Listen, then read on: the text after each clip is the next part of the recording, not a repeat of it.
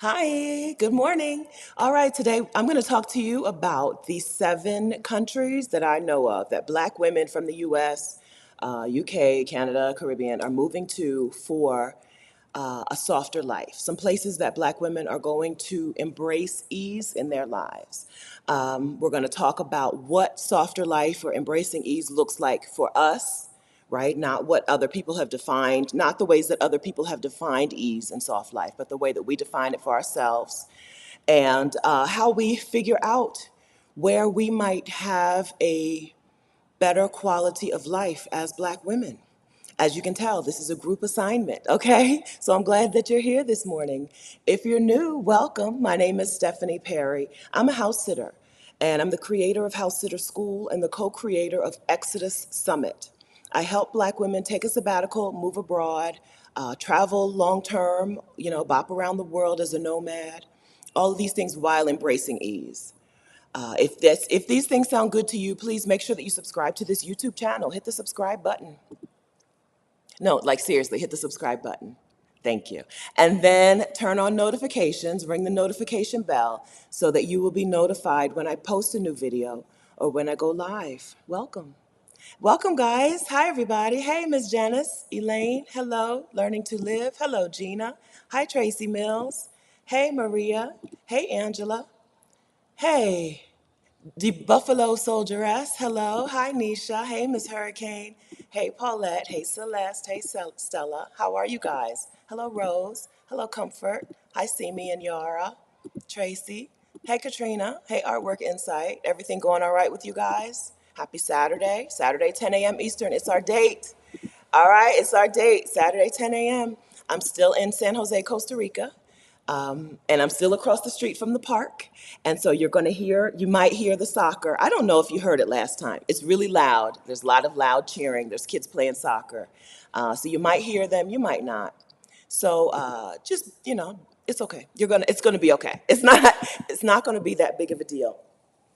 I also want to move this around just a little bit. I feel like the blank wall is too blank. But what they had on the wall was ugly, so I took it down. And now I'm in an Airbnb. And so let's give you a little interest. There's this house, this Airbnb is built around two, I don't know if you call them courtyards. They're like an opening that goes all the way through the house. It's a 3-story house. I'm on the 3rd floor, but it goes all the way through the house in 2 different spots to help give some light. So we'll try to get that in the picture to give you something interesting to look at besides a black sofa. I thought about buying sofa cushions, but I didn't do it. Buying some, throw pillows, but I didn't do it. Okay. Hi, Mom. My mom's here. Good morning, Mom. In exotic Dover, Delaware. All right. So what I would like to talk about today is I came up with a list of 7 countries that I think are soft life approved or embracing ease approved, right? 7 countries where I have heard Black women talk about their life being soft, their life being ease in these places. Some of the countries, let's see, I'm leaving some countries off of the list that you're going to expect to see on the list. And so maybe we'll get a chance to talk about why some places didn't make my personal list, even if they would make your list. And then I also have added on a couple places where you may not. There are a couple surprises on the list, and there are a couple surprises off the list. That's what I'll say. There are some surprises that did not make the list, and vice versa.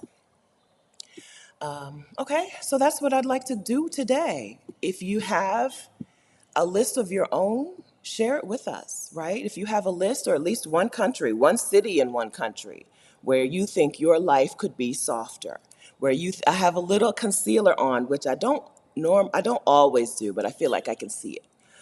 If you feel I need to pat that in just a little bit more. I don't wear foundation. I don't wear a full face of makeup, but I do spot treat. And I felt like the dark circles were winning this morning. 49 now, as you know. And so it might take a few extra steps for me to get prepared in the morning. It's 8 a.m. in Costa Rica, okay? It's 8 a.m. I'm doing this. I said 10 a.m. Eastern time. I'm on Mountain time at the moment. So yeah, maybe you have a list of places that are already your, thank you, Rashida. Maybe you have a list of places that are already on your like ease list, your soft life list. Share them with us, please. Okay, this is a group assignment. Okay, 7 countries. I'm gonna tell you what they are, and then I'm gonna tell you the criteria. Let's do that backwards. Okay, I'm gonna tell you what they are first, and then I'm going to tell you the criteria. I've got Panama, Mexico, South Africa, France, Portugal, I said Portugal, Barbados, and Thailand. Okay, I've got 7 countries on my list where I know black women who are living there in an easier way. Okay, yeah, so let's talk about the criteria. I just chose like 4 things that to me make a place easier.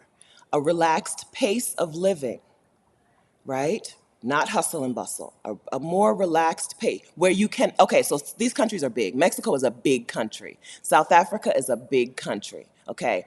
Thailand is a big country, okay? But so maybe I should have said cities, but we're talking about some places inside of these countries where you can live a softer life. Okay, so in Mexico, you can have hustle and bustle in Mexico City, but you can have, I have done absolutely nothing because there was nothing to do in like Guanajuato or Morelia, which are other places that I love, that I've really enjoyed being in Mexico. So a relaxed pace, community, a place where you can have community with other black women who've moved there, with other local people, community, right? Community. Yeah, soft life to me, as you know, is community. Soft life for me is not having to do everything myself and community. All right. Third thing I put on the list was improved quality of life. I know quality of life is broad, but for me, what that means is I can walk places and enjoy myself. To me, walkability is a really big factor in my quality of life. Good weather, weather that fits my needs. What that is for me is different from what that is for you, right? But I like weather in the 70s and 80s, into the 90s, not the high 90s, not hundreds, not humidity that's going to drive me bonkers. I also do not like cold weather. Boycott winter. I am team boycott winter. I do not think that we should be experiencing winter weather against our will. We should not have to experience any more winter weather against our will. So all of those to me go into quality of life, being able to eat food that I enjoy, right? Which is why a country like Germany is not on the list. Germany is a place where you can get a good quality of life because of the health care and the good, the social systems that are set up for people, support systems. However, I need a little better variety of food, okay? Improved quality of life. And then ease, which is separate from relaxed pace to me. To me, ease and a relaxed pace are 2 different things. Because you in Mexico City, I wouldn't call it a relaxed pace, but everything is easier, right? New York City, any city, there's a lot of ease. There are a lot of conveniences in that city, which is different from relaxed pace in my mind. Okay? So those were the things that I looked at when I came up with my list. I've gotten to interview lots and lots and lots and lots and lots and lots and lots and lots of black women in their 40s and 50s and 60s and 70s and 80s. And so I get to hear what their lives are like in their new countries or in the countries that they're in temporarily or in the countries that they visit. And so I just compiled some information. This list is made up, all right? Spoiler alert, everything is made up. Everything is made up, right? Including this list.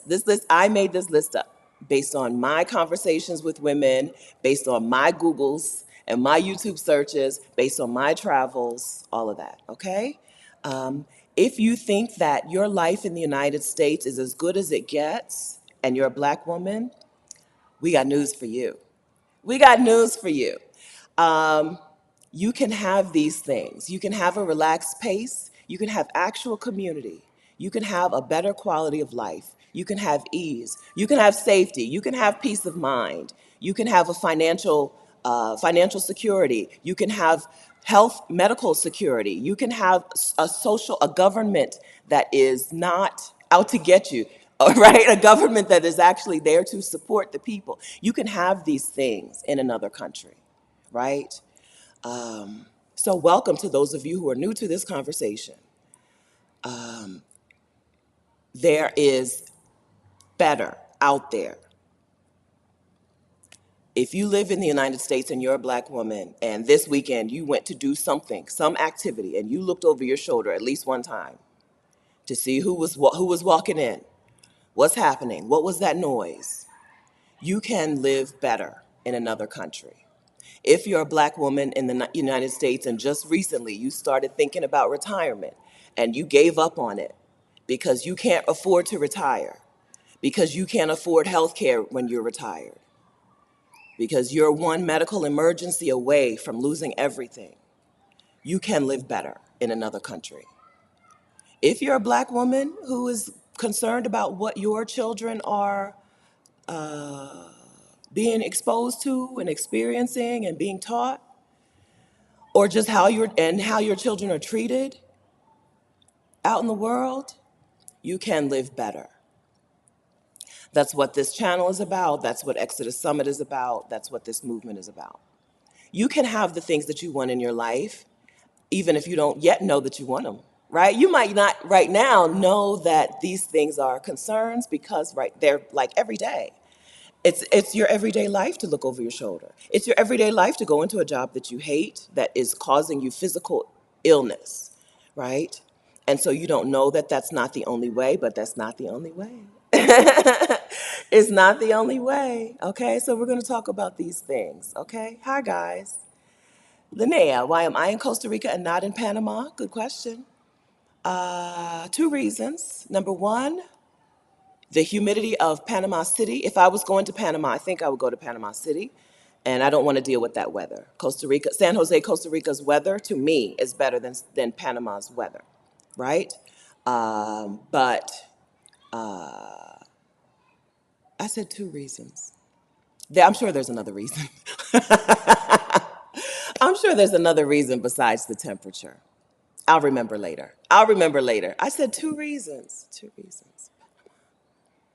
Oh, I've never been to Panama. I'd already visited Costa Rica, so it made it easier to decide to come here. I've already visited Costa Rica. I was already treated well, right?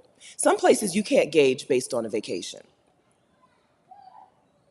Most places. I'm going to say you cannot gauge the way you'll be treated in a country based on a vacation. But having come to Costa Rica for a vacation, maybe like 2012, 2013, something like that, have 2011 even, having been here and just being treated well, just in general, not only on the resort, but just like walking around places, gave me a little bit of an indication that I would be treated well here. And so, boom, there it is.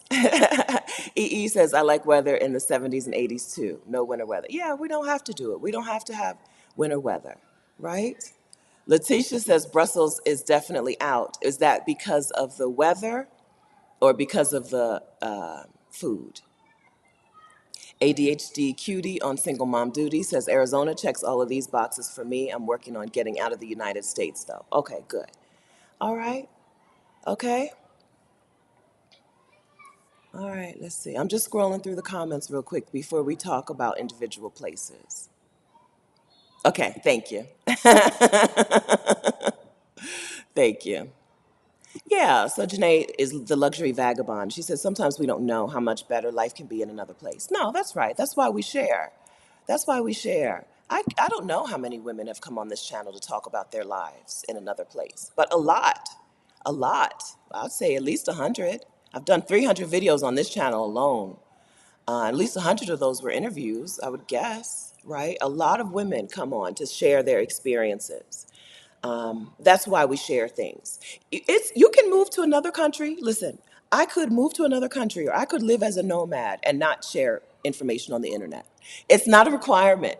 You're not required to share this information. You're not required to start a YouTube channel or a podcast or an Instagram, right? But we do it. We do these things, some of us choose to do these things because we know that once somebody sees it, it becomes more realistic, more possible for her Some things are just not possible until you can see somebody else doing it. You ever watched the documentary on the 4 Minute Mile? There was a time when people thought if a man ran a mile in less than 4 minutes, he would die, right? And the 4 Minute Mile was such a barrier that people could not get over. Men runners could not pass the 4 Minute Mile marker. Finally, one man did it. It was like the hoopla of all hooplas, and then another man did it the next race, right? Right? The first man had to break that barrier before other people were like, oh, it is physically possible to do this, right? There was a time when it was thought if a woman ran a marathon, her uterus would fall out. That was the real concern. If a woman ran a marathon, her uterus, she can't run that far. She cannot run 26 miles, 40 kilometers. Her uterus will fall out. Real. That was the real reason.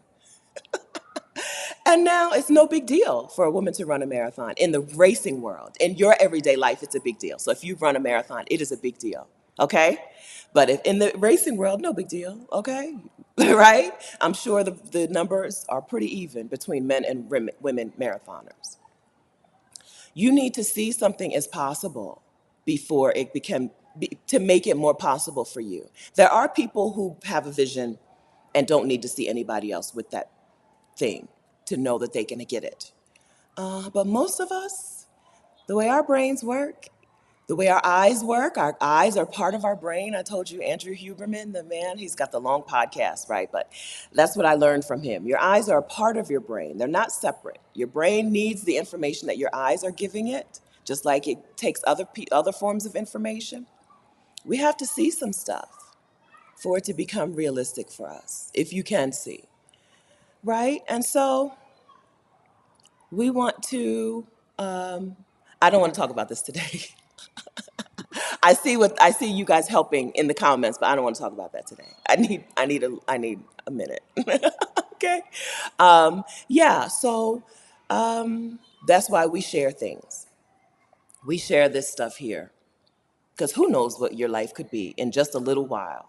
Once you see what is possible, once you open up your eyes to the possibilities, right? Instead of just what it is, what it could be.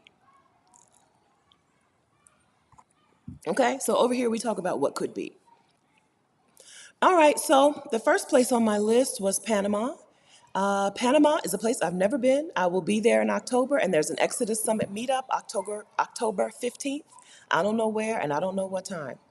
Okay, if I have my say, it's just going to be us sitting in the hotel lobby, like before. But if someone else wants to plan something more robust, she is welcome to. But anyone who's interested in Panama and any black woman interested in Panama and any black woman already in or near Panama, you're welcome to join us. The Exodus Summit is having a meetup there October 15th. I'll be there. And maybe, I don't know who else. I hope Roxanne who lives in Panama. I hope Mary, right? Maybe Charlotte, I hope, if y'all aren't too busy, if you have some time on October 15th. There's a good core community, that sounds weird. There's a good community of black women in Panama who have come from the US and who are down there living their dreams, who spend time together and who spend time out in the world living and incorporating themselves into life in Panama. The so now I said hot and humid is not my thing, and hot and humid doesn't make the list, but not all of Panama is hot and humid, right? There are higher altitude places in Panama where you can be a little cooler, right? I think Boquete is the most popular place for Americans who move there. But not all Panama is hot and humid. But if you're at the beach, just like in Costa Rica, if you're at the beach, it's hot and it's humid, but you can find other places. You can find other altitudes.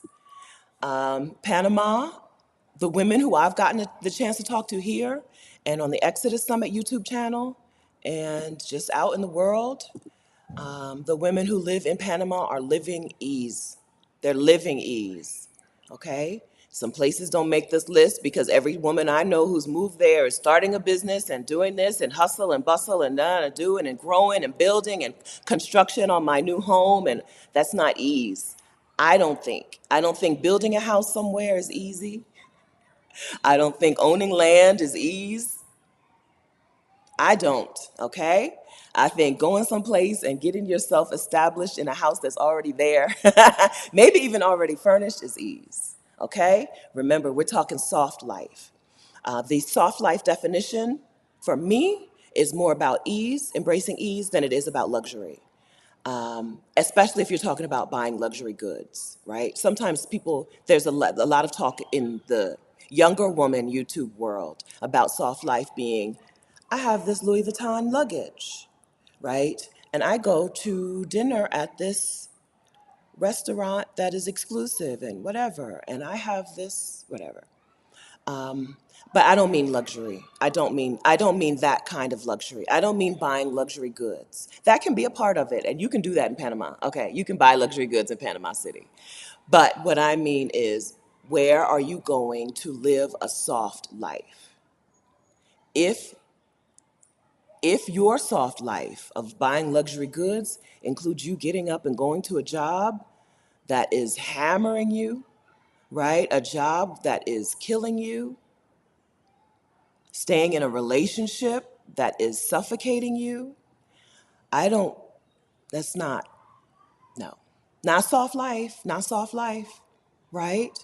We're talking ease. So I say embracing ease. I called this soft life because I wanted you to watch it. Because I use the words embracing ease, but I don't know if y'all know that. I don't know if y'all use those words, okay?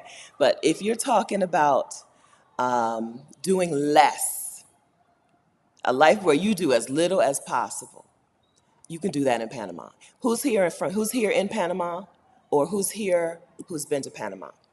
Veronica, yes, I've met some of them through Charlotte Van Horn and her Black Expat in Panama tour. Yes, I may be going to her sister trip in January or February. So I told y'all, I don't know if I told y'all, it may have been over on Instagram. When I was in the airport flying down here this time, I had a layover in, I don't remember if it was Houston or Dallas. It must have been Houston. I had a layover in Houston. I was on United, so it was Houston. I had a layover in Houston. I'm sitting in the lounge because I now embrace ease. Okay, I pay for ease. I pay extra for ease. I'm sitting in the United lounge, and a woman who just told me her name again, it's not Josie. She walked up to me and she said, "Hi, I know you from the from YouTube. I went to Panama because of you. She said, I'm just flying back from Panama, and I went to Panama because of you.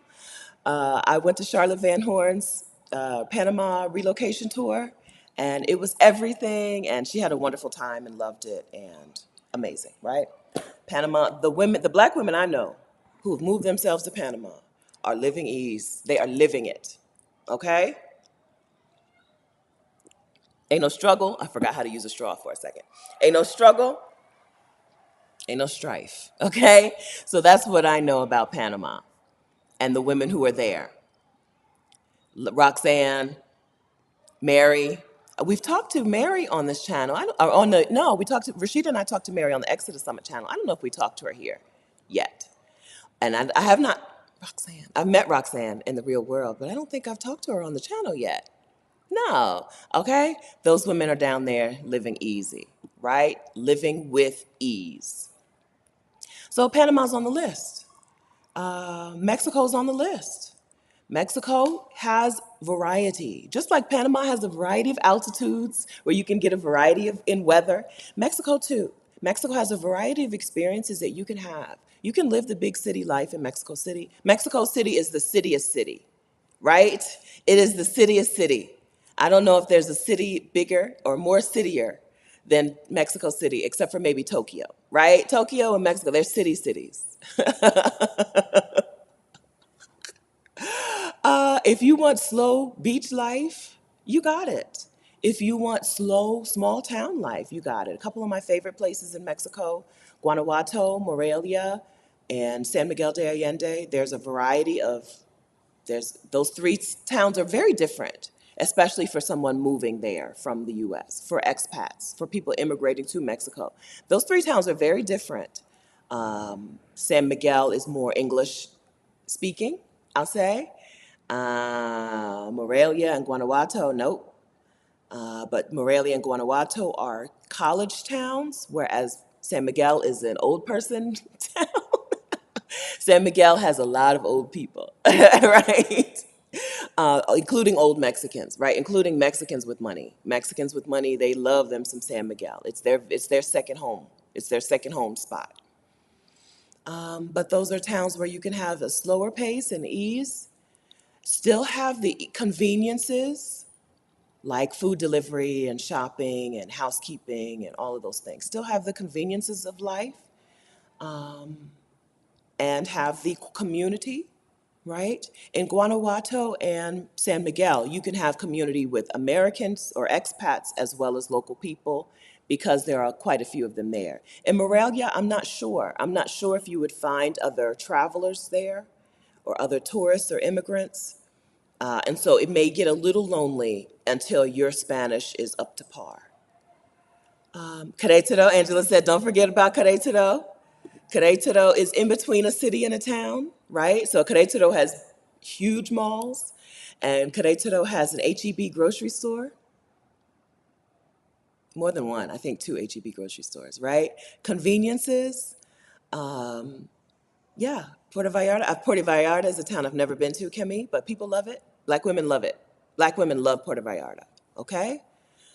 So Mexico is on the list. This list is not in any particular order, okay? So Mexico is on the list. Maybe it should have been first. The reason Costa Rica is not on the list is it does not compare in the ease categories with Mexico and Panama. If Costa Rica is your place and you've decided on it, don't let me change your mind, okay? But if you're thinking about things, I keep the window open and every time I go live, there's a bug that's like, what is that green thing? What's the green thing? What is that? And I have this light up here. I keep the windows open there's no screens on most of the windows. There's screens on these windows, but no screens on the windows there and there. Costa Rica doesn't compare in the ease category, right? Quality of life, close. So if we're talking 4 stars out of 5, that's fine for quality of life. Whereas Mexico would be a 5 on a 5 scale, or maybe a 6 on a 5 scale, and a 5 on the ease scale in most things. And okay, so ease in Mexico looks different from ease in Chicago, for example, right? Ease in Mexico means, listen, relax. Things are going to get done when they get done, okay? But Mexico City in particular and Guadalajara, they're places where, and Querétaro, they're places where things just work. Things just work. You don't have to plan for this contingency and that contingency. For the longest time, Guadalajara was my spot where I went to pause. We talked about that not too long ago. Guadalajara was the spot where I went to pause my life, right? Pause the travel and just sit somewhere because things just work. Electricity, internet, they just work. Food is just good. You can get it delivered. You can walk to get it. You can drive to get it. Things are just really easy. Costa Rica is a little more challenging. It's a little more challenging. In Mexico, and probably every place on this list except for maybe South Africa, travel from city to city, town to town, just easy. Get on a bus in Mexico. Just get on the bus and go. Unless it's far, then you get on a plane, right? I went from many times. I went from Guadalajara over to San Miguel de Allende on the bus, 4 or 5 hours. You just sit down. The bus is as comfortable as this sofa, right? You just sit on the bus. Before COVID, they used to give you a sandwich and an apple and a soda, but now, or water. But I don't think they've gone back to that after COVID. Yeah, right. Things just work in Mexico in a way that it's not as automatic in a place like Costa Rica. I went to the beach, Santa Teresa, during rainy season. So rainy season here is impactful. It impacts your day. So I'm here in rainy season now. Costa Rica's rainy season ends in November. And it impacts your day. Rain starts at noon, okay, every day. Some of you have lived in like South Florida where it rains every afternoon, okay? Sometimes it's like that in San Jose. Sometimes the afternoon rain is like in South Florida. It comes and it goes. But sometimes the rain does not leave. It started raining at noon. It's bedtime. It's still raining. And it's the hardest rain you felt, right? They said, I looked it up and it said the average rainfall is something like 6 inches per month during this month of October. But I swear we had 6 inches last week. Like, I swear. We had 6 inches of rain last week because some of that rain was a rainstorm, a deluge of rain. The street was a river. This street was a river of water. Costa Rica is built like San Jose. You can't. San Jose is not a place where you can swerve and drive off the road because they have canals or ditches, like not a ditch like you want to see, a like deep hole right off the side of the road so that the water that's running down the mountains just goes down the road, down there instead of into the road, right? It's just a different place. It's a different country, okay? Different countries are different, right? Yeah, so rainy season. So, yeah, right. So, we've experienced rainy season in our place. In South Florida, you've been there. You know, you go to Disney World, it starts raining, you go home to the hotel, you take a nap, and then when you wake up, the rain is done.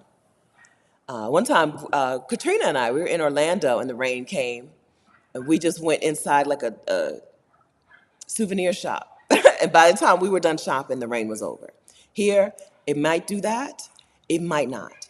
It might rain for the whole rest of the day. And I'm talking heavy, not I can go out and do stuff rain, right? The other day it rained so much, I was sitting here hungry because I could not order food. Because there's no way any driver is going to drive in this rain, right? It was a torrential downpour. So I'm not saying there's no rainy season in Panama. This is the same weather, it's same place, same. We're very close, right? I'm saying here the rainy season is so impactful in the day that I'm not a fan. I'm not a big fan. I don't know. So I don't know that I've been to Mexico City during during their rainy season. I've been to Mexico City in January, but I don't think it started then. I think it starts later than January. So, boom. Panama, Costa Rica's not on the list because Panama and Mexico City are easier, right? They're easier. There's a very relaxed pace here in Costa Rica, very relaxed, and people seem really peaceful. People seem really chill, right? You don't run into angry people. They don't even beep their horns all that much, considering the amount of traffic they sit in and the weird stuff that people do. Weird to me, stuff that people do in the traffic. They don't even blow their horns, right? They just be like, "Pura vida." We driving on. It's a nice, chill place, okay? But it doesn't meet that priority. It doesn't meet that. It doesn't. If you're on a list, if we're talking comparing Costa Rica to Panama and Mexico, it's not on the same tier. Not on the same tier. No, I'm here. I'm in Costa Rica to get residency. I'm here to get residency, right? My needs and your needs are different. I'm here for very specific reasons that I don't want to talk about this week. Okay, I need a break from it. I need a break from it. But I'm here for very specific reasons. That means Costa Rica fit my needs that are not going to be your needs, right? If you're not looking at adopting some kids over the age of 50, right? If you're not a 50-year-old looking to adopt some kids, maybe Costa Rica is not the right choice for you, but it's the right choice for me for now. All right, so the next, South Africa, number 3 country, Panama, Mexico, and the third, South Africa. Again, these are no particular order. You're going to be surprised to see South Africa on this list because I've talked a lot about the things that were not eased in South Africa, right? When I was there in 2017, for 2 or 3 months, 2 months, I think, in 2017, the internet was terrible. It was expensive and slow, and I could not work. Now, I was not working, but if you're a person who, like me, still needs to make money to live, then the internet was so slow then that I would not recommend South Africa to anybody to live, right? Yes, visit. Yes, 2 months. But if you need to live there and if you need to make money while you're there on the internet, no. Uh, they've changed. They've changed. So it's on the list. So people have sent me screenshots because I've talked so much about South Africa. People have sent me screenshots of their internet speed to prove to me that they improved their internet. since 2017. So South Africa is back on the list. If we're to hello, happy vegan, she says hello from Johannesburg. Hello, happy vegan. Good afternoon. So, if we're talking a relaxed pace, you can do South Africa in a relaxed pace. I would say Cape Town was more relaxed than Johannesburg, but in any part of South Africa, there is a more relaxed pace, a more community focused. They're more community focused. You can have an improved quality of life, and you can have ease, right? So South Africa is back on the list, baby. It's one of my favorite places, right? South Africa, of the 30-something countries I've visited, for more than, and I think I've got a list of 30 countries I've visited. By list, I mean, I'm not going to sit down and write a list out, but I'm saying I think I've visited more than 30 countries for at least a month, right? Maybe 25. We'll go with 25 countries that I've been in for at least a month, some 3 months, some 6 months, right? South Africa is one of my top five. Top five. And now that it's easier to live there because of the internet and work there, it's back on the list, back on the ease list. There is a problem with load shedding, right? Which is when blackouts, electricity blackouts, rolling blackouts are a thing in South Africa. But I think the solution to that, I may be overstating this, I may be oversimplifying this, but I think the solution is a generator or solar power. When I look at Airbnbs, they'll be like, we're off the grid. Stay here. Okay, that to me that means they're off the power grid. So when the blackouts happen, which is a when, not an if, when the blackouts happen, you still have power. That seems to be the solution. So I think that living in South Africa, as long as you know that these things are happening and you have you're prepared for them with solar power or with a generator, boom. I think, right? Empress says the power outages are ridiculous. Am I oversimplifying things? I think it's that simple. Seriously, I think it's as simple as I don't care. 'Cause, okay, as a person who doesn't leave the house all that much, okay? As a person who doesn't leave the house all that much, a power outage wouldn't affect me if I have power in my house, right? A blackout, fine. I got power in my house because I have a generator or I have solar power. I think so. I may be oversimplifying it, and we'll need somebody to explain it to us. Simi says, I was relaxed in South Africa, but people kept telling me not to be. I could do it with a fully remote job, but having to commute every day is too much for me. People kept telling you not to be relaxed. Why? What does that mean? My experience in South Africa is that South African people immediately knew I was not South African. It's not a place where most of us are going to go and immediately be mistaken for a local person. They know you're a foreigner, right?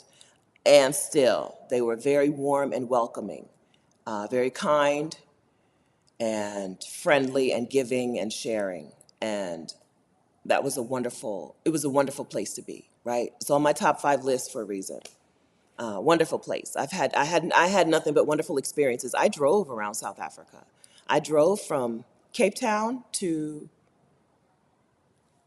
the other place, not Jeffreys Bay, but something like that. Cape Town to Port Elizabeth? Maybe Port Elizabeth. Cape Town to Port Elizabeth, to Durban, to Kruger, to Johannesburg. Oh, up to the Highlands. I did the order wrong. To the Highlands. I drove by myself in a rental car all over South Africa. And it was wonderful. Wonderful, wonderful, right? Wonderful. Every stop, every town, every city was wonderful. Durban, so I didn't experience the fun that most people seem to have had in Durban. I seem to miss out on the Durban fun. To me, it was just a place. But people were still good to me. And I still ate good. And, you know, yeah, Heidi says, I didn't know they liked Americans. As a Black American person, you are treated differently. Even if a place doesn't really care. Most places don't care one way or another about Americans, except that Americans tend to come with US dollars, and they like that, right? Americans tend to come to spend money, especially in a place like South Africa, where the exchange rate is so favorable, or where the amount of bang for your buck is more favorable. Americans tend to go to South Africa to ball out a little bit. And so they appreciate that. Thanks for the money. Thanks for the cash. So Americans in general, most people don't care one way or another about Americans, right? There are very few places where I'm like, oh, Americans shouldn't go there. I can't think of any offhand that you would want to visit. Even Vietnam. I had a wonderful time in Vietnam. Didn't nobody care that I was American, right? They call it the American War even, right? While we call it the Vietnam War, they call it the American War. They don't care about me. They don't care about what I'm doing, right? Spend your dollars, spend your money, and go. It was not, there are very few places where being an American is going to be a problem for you. Okay, mostly being a Black American is going to help you have a little better experience, especially in places that are notoriously difficult for travelers from Africa, right? There are places where travelers from Africa have a harder time than Black travelers from America, Canada, UK, Caribbean, right? In South Africa was and is going through a period of, like, maybe, I don't know if mistreatment is too harsh, but there is some tension about foreign Black people moving to South Africa. There's some tension there, just like everywhere in the world, right? There's always a group of people in every country who's blaming the country's problems on immigrants, right? South Africa is not any different, okay? So South Africa is a place that has tension around immigrants moving in, okay? But being a Black American gives you a different treatment, a different privilege. And so I can't think of a place where you can go where it's a problem that you're American. Most people really don't care. And if they do care, they care because they think you're going to be spending a lot of money, and they're like, okay, spend it with me, spend it with me. Yeah. American privilege. That's right. It's an American privilege, not an American, what's the opposite of privilege, right? They just think, okay, she's here to spend her money. Okay, that is the assumption. That's the assumption. When they clocked me immediately, they didn't necessarily know I was American, which is confusing. I even had to explain to them that there were Black Americans, right? I had to explain to them that there are Black Americans. They knew that there were Black British people. They knew that there were Nigerians, right? But for some reason, in South Africa, there was a couple extra questions about how I was American. I don't know. Everybody has TV, right? I don't know, right? Like, you go into the restaurants and they're playing Black Americans music. So you know Beyonce and Michael Jackson, Sierra, right? The Holy Trinity. You know those three performers. But I guess, I don't know. Maybe they just don't take time to think about it. But okay, South Africa is on the list. South Africa is on the list for comfort. No, we didn't call it comfort. We called it quality of life, ease, community, and a relaxed pace. Anything I'm missing about that? Josette, living in South Africa was fun, but the Black Africans were skeptical of Americans. I had a couple debates along the way. Yeah. So there is tension with people moving to other places. I don't think that's a reason to not go. As long as humans have had feet, humans have moved for a better life. As long as people have had feet, we have moved from one place to another for a better life, including a lot of people who are South Africans today. There are people moved from somewhere for a better life, right? There's no country that hasn't seen people move in and move out for a better life. I'm not going to be the martyr. I'm not going to say, well, I'm not going to move to another country because whatever reasons, right? Whatever reasons. I'm not going to be the one to make that sacrifice. I don't think you should either, right? I don't think saying, well, they're upset about migration and immigrants is a reason to not go. what country is not upset about immigration and immigrants? Except maybe Costa Rica. When I come down here, they're like, are you moving here? Are you moving here? Right? But people have always moved for a better life, right? Before these borders even existed, before South Africa was South Africa, people were moving around for a better life. So I'm not saying, I know, Josette, I'm not saying that, that's why I took your name off the screen. I know that's not what you're saying. I'm saying to someone else who is hearing people say, I heard that they don't like so-and-so here, and I heard they don't like so-and-so people there. Why do you have to be the one to martyr yourself and stay in a country that's killing you or in a job that's killing you or whatever your situation is? Why do you have to be the one to martyr yourself when, I don't know, billions of people have moved for a better life? This is not a new thing. It's not a new thing. Right? It's the reason why you do DNA tests and you can't tell where people are really from, because people have moved all around the world for a better life. So I saw something the other day. So I'm stalking Fiji. I am stalking Fiji. I am a cheetah up on a safari vehicle. I'm staring Fiji down. I'm staring it down.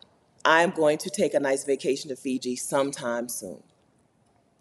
And so I study Fiji on the internet. And I saw something not too long ago where they were talking about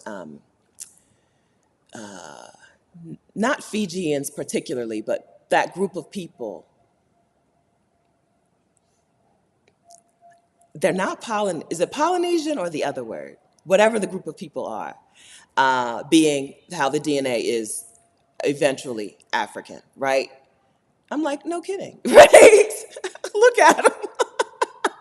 Look at them, right? Not that they're black people, but that they are people who left Africa at some point for a better life. But so did everyone else. All people, humanity as we know it, began in Africa.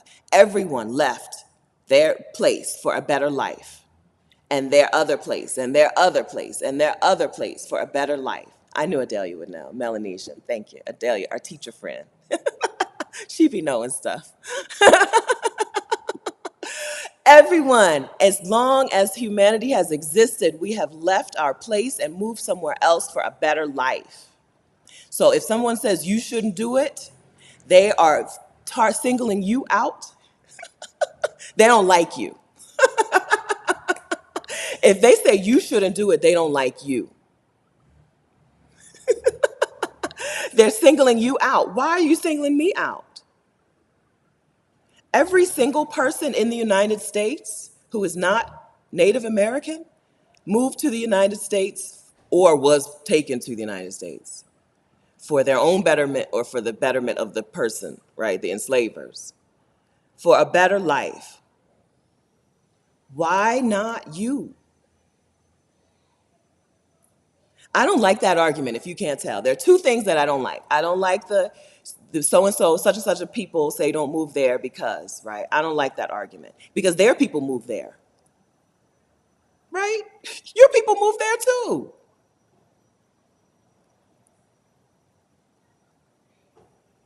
Your people are not from Mexico. People in Mexico City up in arms. Your people your people are not even Mexican. Your people are from Spain. Your people are white. Tell me not to come somewhere. Your people came there. Out of my face. I don't like that argument. I also don't like you can't move to X country.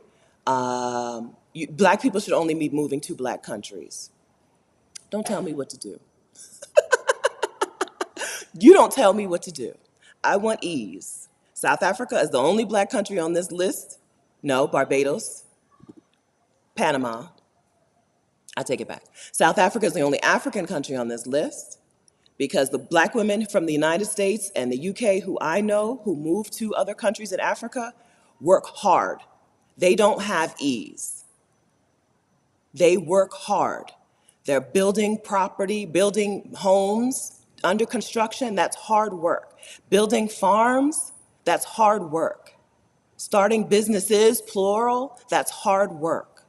They're not sitting back on a hammock watching the sunset, which is ease. They're not getting their food delivered. They're growing their food. Now, you may want to grow your food, but I don't think you should live a life where you have to. I think you should embrace some ease. Don't tell me what to do. Oh, people always try to tell, don't tell me what to do. When did you become the boss of me? People really do feel like there's a group of people that they can tell what to do, and that group of people is Black women. Reject that. Go where you want. Travel to some places. See where you feel comfortable, where you feel at home, where you feel welcome, where you can have the day and the month and the life that you enjoy and not just tolerate. And then you live there. Let people tell you where to go.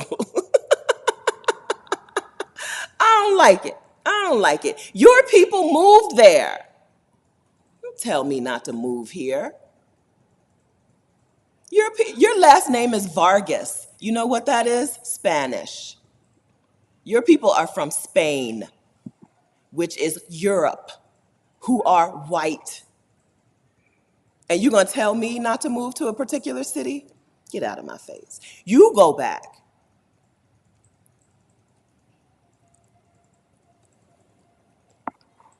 I'm here for peace and ease. Let me get peaceful. Let me get peaceful.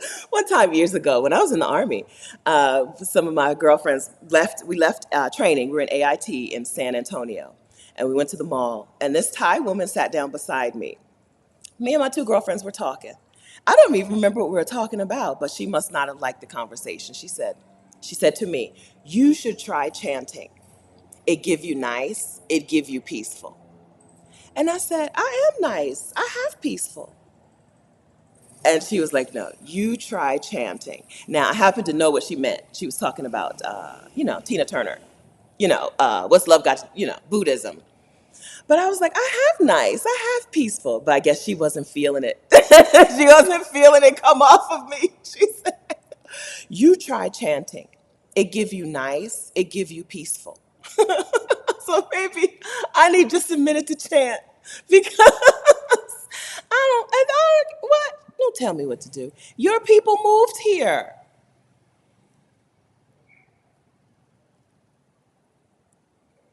Your last name is Garcia. Get out of my face. Do you know what that is? That's European. The colonizers, people gonna tell me not to come colonize. We're not moving to places to colonize those places, but that is the fear because these are the descendants of the colonizers, right?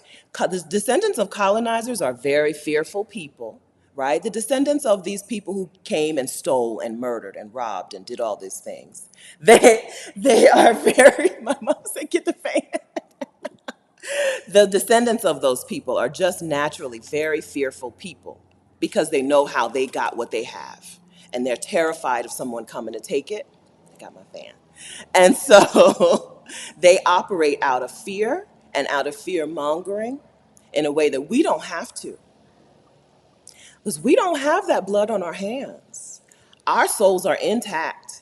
I'm going to get off this subject because in a few minutes you're going to hear me tell you that I think American white people don't have souls. And I don't think that's a thing I should be saying on the internet. I'm convinced. I'm convinced. Okay? So let's get back on this. It is projection. It's projection. It's projection, girl. Yes, right? Really afraid of that karma. Absolutely, Tracy. Absolutely. And so that's why we don't let those people be the people who tell us how we live our lives. Reject it. Reject it. Cut yourself free. Cut them loose. Cut them loose. Those thoughts and those. Okay, let me get on. Okay, South Africa. Peace, ease, quality of life, community. You can have these things in South Africa if you have a generator or solar power, okay? I think so. I think so. I really, really, I can't tell you, I really, really felt welcome and loved and appreciated, and I felt community in South Africa, and I was only there for 2 months. I think that you can get the women who I know who live there are in community in South Africa, right? We know Keena Williams, we know Ashley, right? We know women who are there who are in community, who are not an outsider in a gated world, right? Because some places you go, there are people who want to move there for the economic reasons, but they want to stay behind a gate and they don't want to incorporate themselves into the community. South Africa is a place where black women, you can get in community, right? Okay? Okay. Mauritius is only not on my list because I don't know yet. Okay. We know Sierra, expat Sierra, a black woman from, I don't remember where, Sierra, you lived in the US. Sierra is now in Mauritius. I hope that I'll get to see her when I get down there. I'm planning on going to Mauritius for the month of March.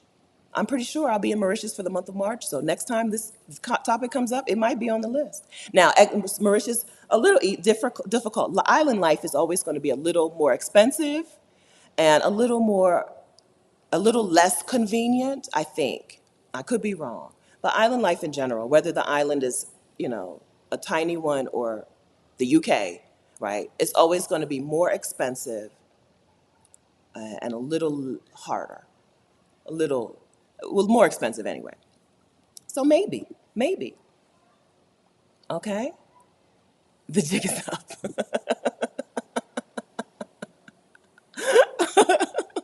We can go where we want. We can take up space where we want. As a human right. It should be. If it's not a human right, it should be. I don't know. There are people who list out the human rights. What should be human rights? It should be a human right, right? Okay. All right. So the next place I put on the list is France. Because I know 2 or 3 women in France who are living their soft girl ease, embracing ease lives in France. Okay, so we talked quite a bit about Paris Chic Code Official on Instagram. Latrice is Paris Chic Code Official on Instagram, but she's not the only one. Right now, it's gonna take me a while to get some names to pop up. But even Tiffany McLean, who might be here, even Tiffany's time in France, when we spoke with her in Exodus Summit 2021, was these things. It was relaxed. She was there for school. There studying, was she studying French or did I make that part up? She was there for university, I know that. Yeah, she had a relaxed pace, she had community, she had an improved quality of life, she had ease. Tiffany even talked about being there on a student visa, the way they like gave her a deadline to get on France's universal health care, right? They were like, hurry up and get yourself on Social Security. There they call it Social Security. That safety net, that healthcare safety net that they have in France is called Social Security, in French. And they're like, your clock is ticking, right? You've been in this country for X number of days and you still haven't registered for Social Security, right? Being a tourist in some places actually gives you access to healthcare. I think Panama is a place where tourists get access to their universal healthcare. Not even right? But in most places, you need to be a resident. Temporary or permanent residency in Costa Rica gives you access to the universal healthcare that's here in Costa Rica.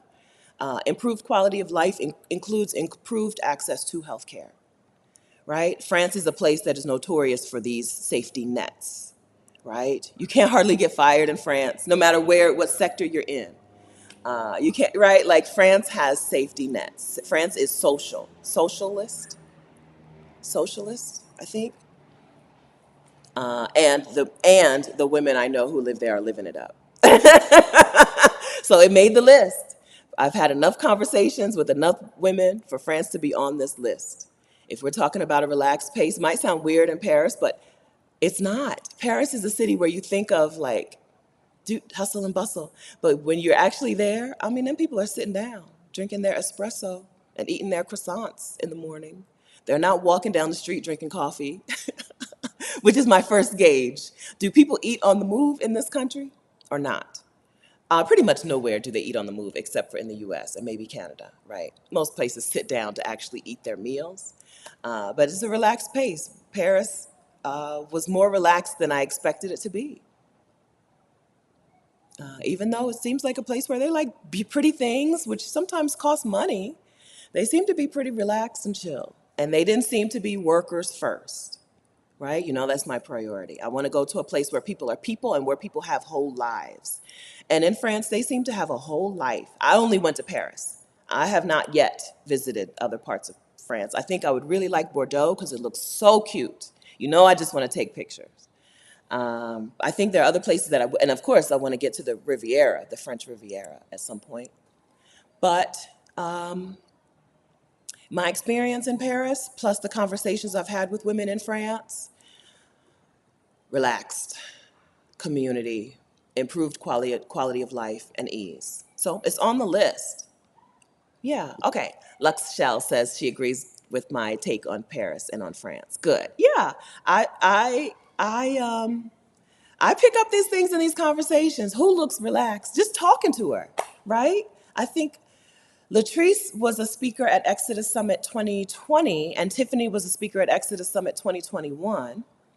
Who looks relaxed? Who looks like she's had some sort of spa services this week? Who looks like she has had some pampering and some ease and probably didn't wash her own dishes? Who looks like that? That's how I'm judging these things. I told you this list is made up, okay? But everything is made up. Everything is made up, okay? All words are made up. All borders are made up. Everything is made up. Time, made up. Money, made up. So, so let me have this made up list, okay? Let me do it. Let me tell you what I think. Okay? Okay. Yes, Junket, Europe, you have to get used to things closing early and being closed on Sundays. Yes, right? So it's a different type of when I talk about them having a slower pace or relaxed pace, they mean it. They mean it. Okay? You're not finding 24/7 shops opening. You're not finding that, right? In Germany, one of the first ways that I tried to leave the US long term was to get a job for the US government in Germany. I was in the army, I was a pharmacy technician. I couldn't remember the word. I was a pharmacy technician in the army, and I tried to get stationed in Germany. And so I did a whole bunch of Googles. Then and later, I tried it 2 different times when I was in the army, and then after I was in the army. I tried it 2 different times, and I saw a excuse me. There was a town kind of on the border, very close to Mannheim, I think, which was where, I think Heidelberg. Okay, Heidelberg was where I wanted to go. That's where the medical facilities were for the Army. And then close to Heidelberg, there was a town that was kind of on the border with France. And people who moved there recently, Americans, were like, oh gosh, remember, they're closed on Sundays. Remember, the shops close at 6 p.m. Like, this is a thing you have to get used to. We're not used to this. We're used to things being open all the time, which means we're used to working all the time, right? When they say relaxed pace, they mean it. Even in Mexico, excuse me, I'm winning the allergy battle. There's a tree right out here, but I'm winning the battle. But I do still have a little allergy leftovers. In Lake Chapala, Mexico, Tuesdays is the day that a lot of things are closed. I don't know how they chose that day. I guess because Lake Chapala is a place like San Miguel de Allende where tourists from Mexico City come, right? Mexicans come to Lake Chapala for the weekend. And they even have like a weekend home. I can't find my lip gloss either, my chapstick either. Lake Chapala is a place where Mexicans come for the weekend. And so they don't close things on the weekend generally. Their day to be closed is Tuesday, right? By the time the other Mexicans go back home, Lake Chapala can get back to business for itself. And so they take Tuesdays off. And so a lot of things are closed on Tuesday, okay? You got to prepare yourself. Just prepare yourself, right? That's part of being a more relaxed pace. So there are still conveniences, but there are conveniences within strict business hours, right? Yeah, okay. Any thoughts on France? The French Riviera is super relaxing and much cleaner than Paris. Okay, I loved it. The people are nicer also. Okay, yeah. In a lot of places, nicer weather makes for nicer people. More sun makes for nicer people. Except for Los Angeles, you'll find more sun can make for nicer people. Except for Costa Rica, where it rains for 7, 8 months out of the year, and they're very nice people as well. Okay. Junket, as well as hours not being regular. Sometimes restaurants are open for 3 or 4 times a week. I actually really not like being in a 24/7 environment. It helps to slow you down. I think, hopefully, what we can do is learn from these places why they do things that way, and then take it on ourselves. Slow ourselves down. We don't need to be working 5, 6, 7 days a week. Right? These shops stay open. These shops stay in business without opening up all the time. There's something to learn from that. There's something to learn from that. The infamous Kiki says, I'm stuck here because I have 2 kids, but we like to travel. Let me introduce you to Exodus Summit, Kiki. Hi. Exodus Summit is an online conference for Black women who are interested in taking a career break or a sabbatical, or interested in moving abroad, or interested in living life as a nomad, bopping around the world, traveling, right?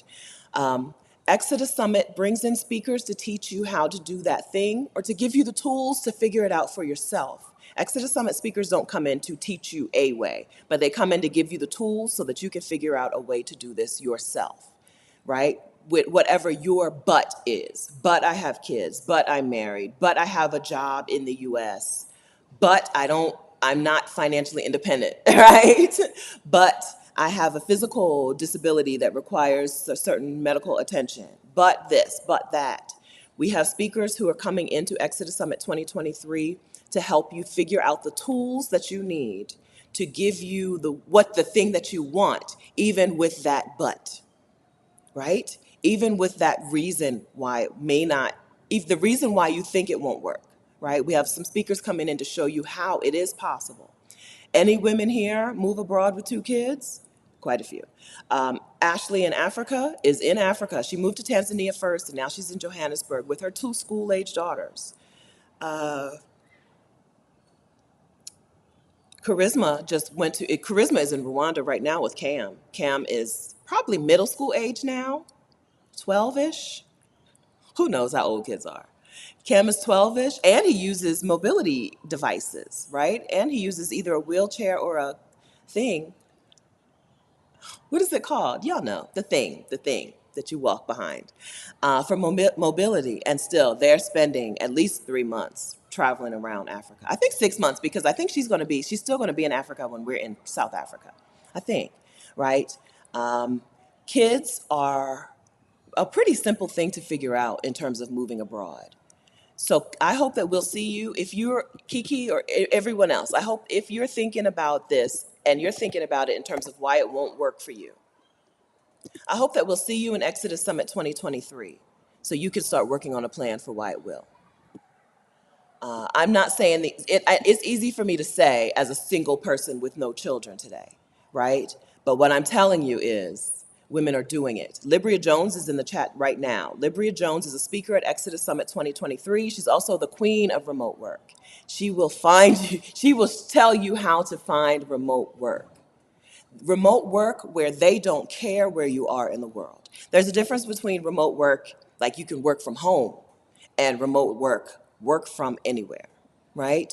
Libria is coming in to teach you how to use AI, artificial intelligence, to help you, aid you in your search for remote work, for work that you can do from anywhere in the world, so that you can live out your dream of whatever, right? You want to have breakfast on the French Riviera. I want you to.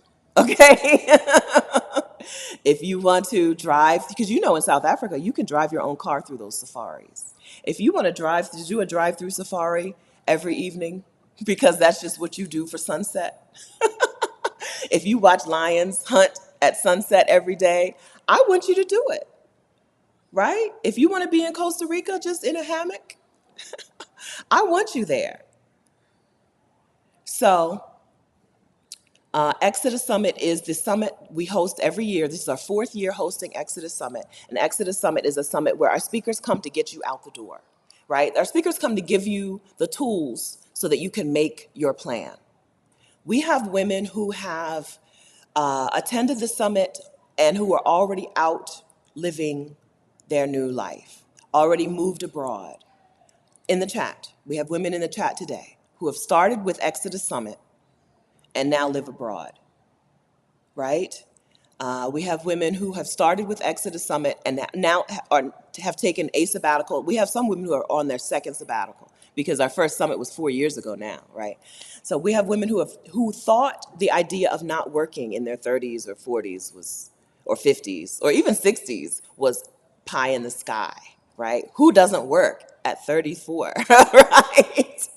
At the Exodus Summit women, they take a year off from work, right, or longer. This is a place where you can make your plan. Like I said, we're not going to give you a path. We're not going. There's no a way. There's no one way, but there is your way that's going to work for you. And all you need is some tools. And the speakers come to Exodus Summit to give you those tools. Right? Let's talk about it with Mara. Says, I want to choose my day, not have my job choose it for me. On a beach. Okay, then do it. Do it. We don't want to look back on our lives and say, well, work was the boss of me. Just like I said, don't let the colonizers' children be the boss of you. Don't let the colonizers' children tell you where you can and can't live. Your job also should not be the boss of you, right? Your job is a means to an end. Your job is a way for you to get the means to live out your dreams. If you're not living out your dreams with this job, it's in the way, and you find a different way. If your job is in the way of you living your life, find a new job. Leave it, find something else. A new job, a rich sucker. I don't care how you do it. I don't care how you do it. But don't let it be in the way. We're all going to have our last day. I always say this, and then I'm like, I'm fear-mongering. But I don't think so, because death is a real thing. It's not like some people die and some people don't die. Everybody dies. We're all going to have our last day. We get to decide how we live out our lives. While you're young, whatever young means to you. I would still consider myself sometimes young. Also, we talked to Anna yesterday, 61, young, right? Rashida's mom, in her 70s, young, right? While you're young is today, because we're all younger than we're going to ever be again. While you're young, live out your life.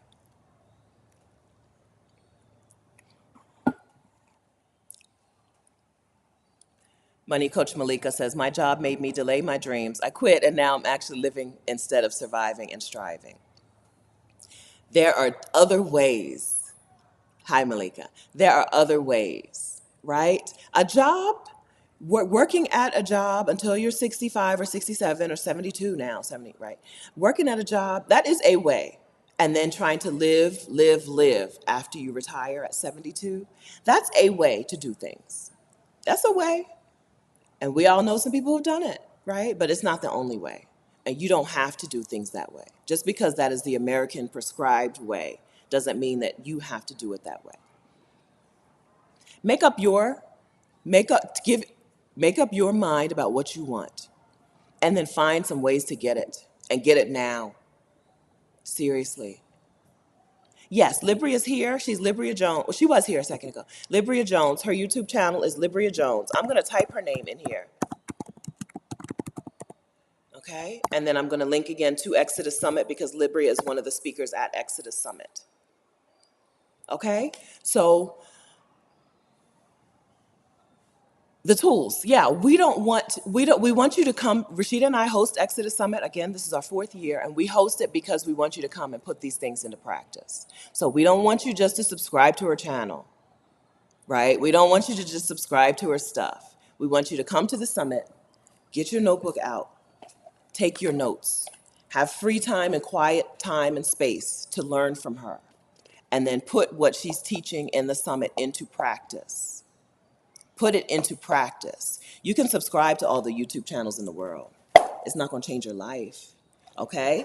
What changes your life, I think, as a person who's changed her life, right? As a person who went from a pharmacy technician who worked night shift and could not make any money aside from that job. I did not have any money except for my Army VA benefits, which are now $150 a month. So back then, probably $120, $118, $120 a month, right? Aside from that, I had to, if I needed to make money to live, I needed to go to work, right? In this job, in this physical place, right? I've gone from that to location freedom and time freedom. I don't yet have financial freedom, but I have the money to live out my dreams, which is a form of financial freedom, but not the typical definition of financial independence, right? I went from those things, and it wasn't from subscribing to a bunch of YouTube channels, okay? It was from taking the action, from getting the steps on paper, and then doing those steps, okay? So we want you to come to Exodus Summit so you can get those steps on paper.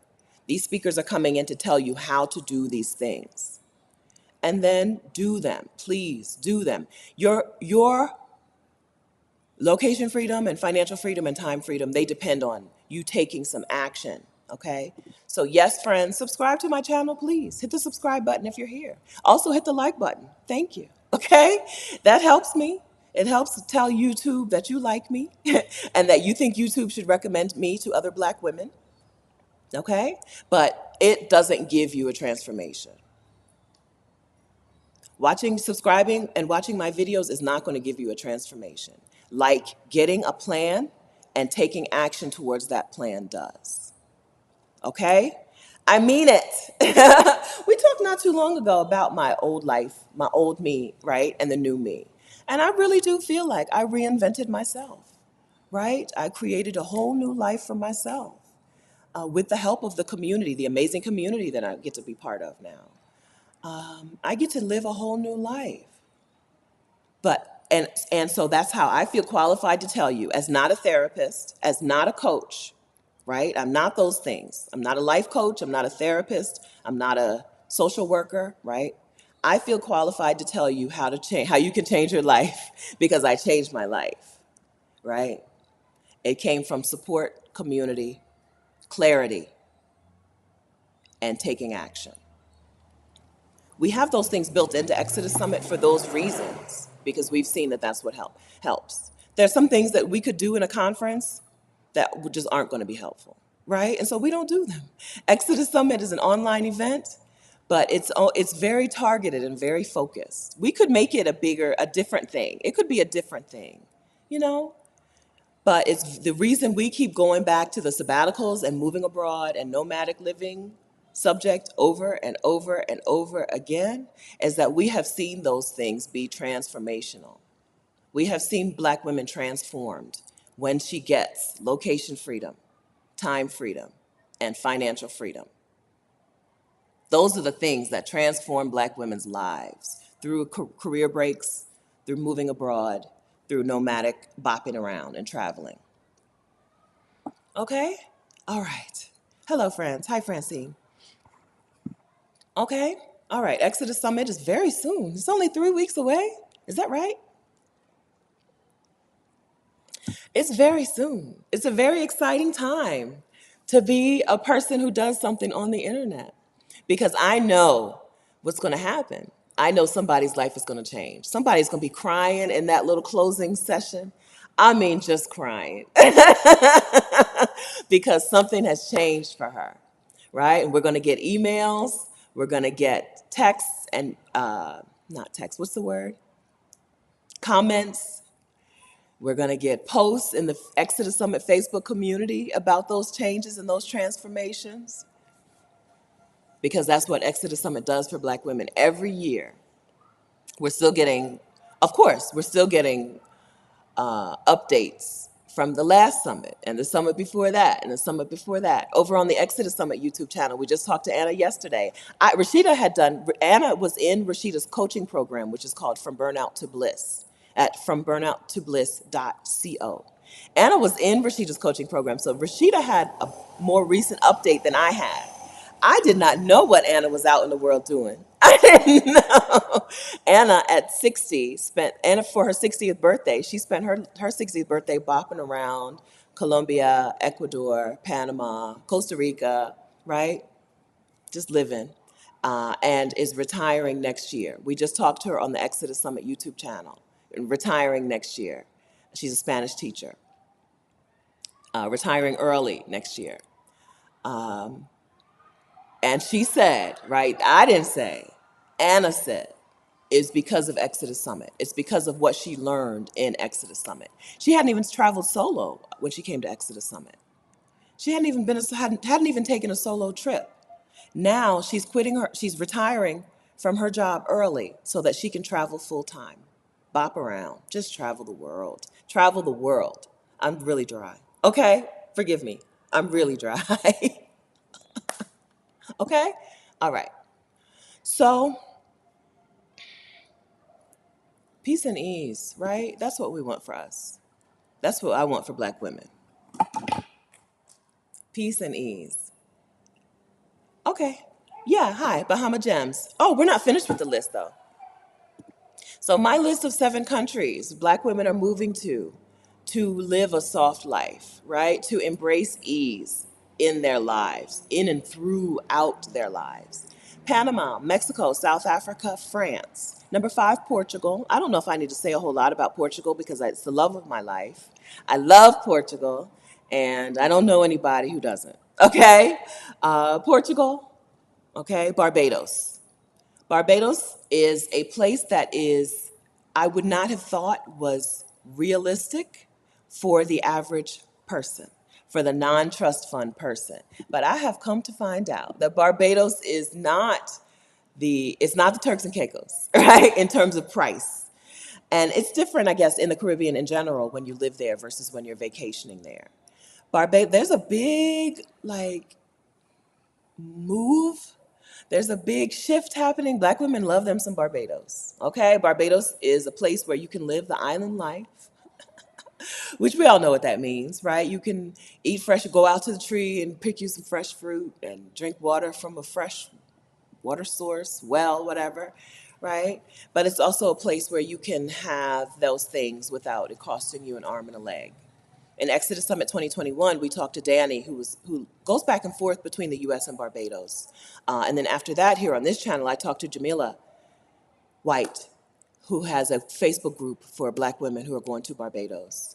It's popular. It's popular. I put Barbados and not Jamaica on the list. You can have these things in Jamaica, but I think Barbados is a little more ease focused, especially if you're compared to like Jamaica, like the cities in Jamaica. Kingston in Jamaica is not notorious for ease and peace and slow living, right? Like all of Barbados. Some of that is just the size of the island. It's just a smaller place. But Barbados is on the list because I have talked to Black women who have lived there and who are living these things, who are living a relaxed pace with community, an improved quality of life, and ease, right? Those were my initial criteria. And so Barbados is on the list. It's probably a surprise because generally expensive and ease don't go together. Expensive and relaxed pace is what I meant to say. Generally expensive and relaxed pace don't go together. But Barbados seems to be a place where they do. Okay? So I want somebody else to go and tell me, report back. Okay? I'm going to the Caribbean in January, but I'm going to Grenada and Puerto Rico, and I don't think I'm going to have time to do anything else. I do wish it was easier to bop around well, I guess the Caribbean is just spread out. The islands are really spread out.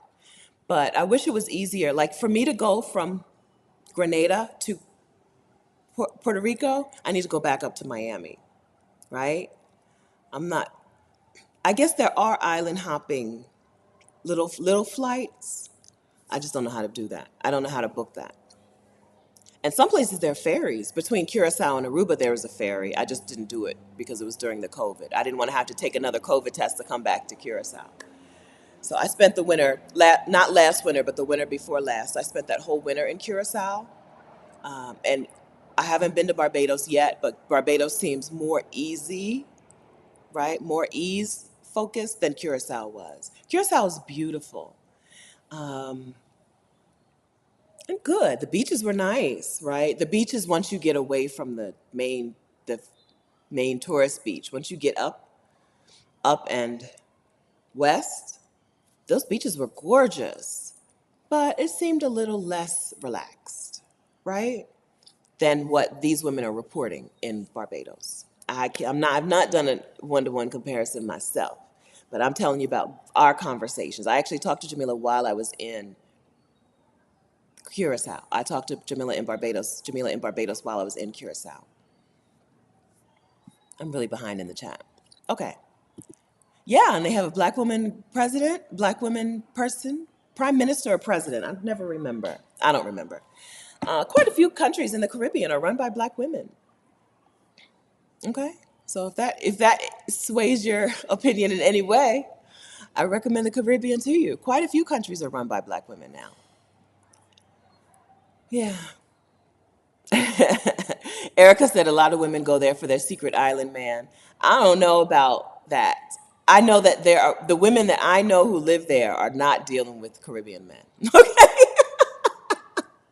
Because that's a whole nother conversation. That's not ease and that's not peace of mind. From their reports, I don't have a report on this, but from their reports, Caribbean men do not lend themselves to ease and peace of mind. Okay, so I don't think that that's why those women live there. I think that's why some women visit those places. But in that same conversation with Jamila, Clarice talked about having seeing women come to Clarice, who lives in Jamaica, who is Mocha Moselle on YouTube and Instagram, Mocha Moselle, talked about women coming to Jamaica and just getting suckered. So I don't think that's I don't think that's what these women are into. Oh, are you in Barbados, Pamela? I told you this was a group assignment. Okay, so tell us. Tell us about your relaxed pace or community or ease or improved quality of life. Do you have a second to type some things in for us? Do you have any of those things in Barbados? Am I right to put Barbados on the list for a place where black women can go for relaxed pace, community, improved quality of life, and ease? Tell us. Group assignment. Thank you, Pamela. Yeah, and Patricia Nelson Carroll says she agrees. Barbados, beautiful, ease, community, totally agree. Yeah. Tracy Collins says, I know a black woman in the 60s sold her home in Harlem and bought a place in Barbados. Now she's Airbnb-ing a section of her house that supplements her income and she's loving it.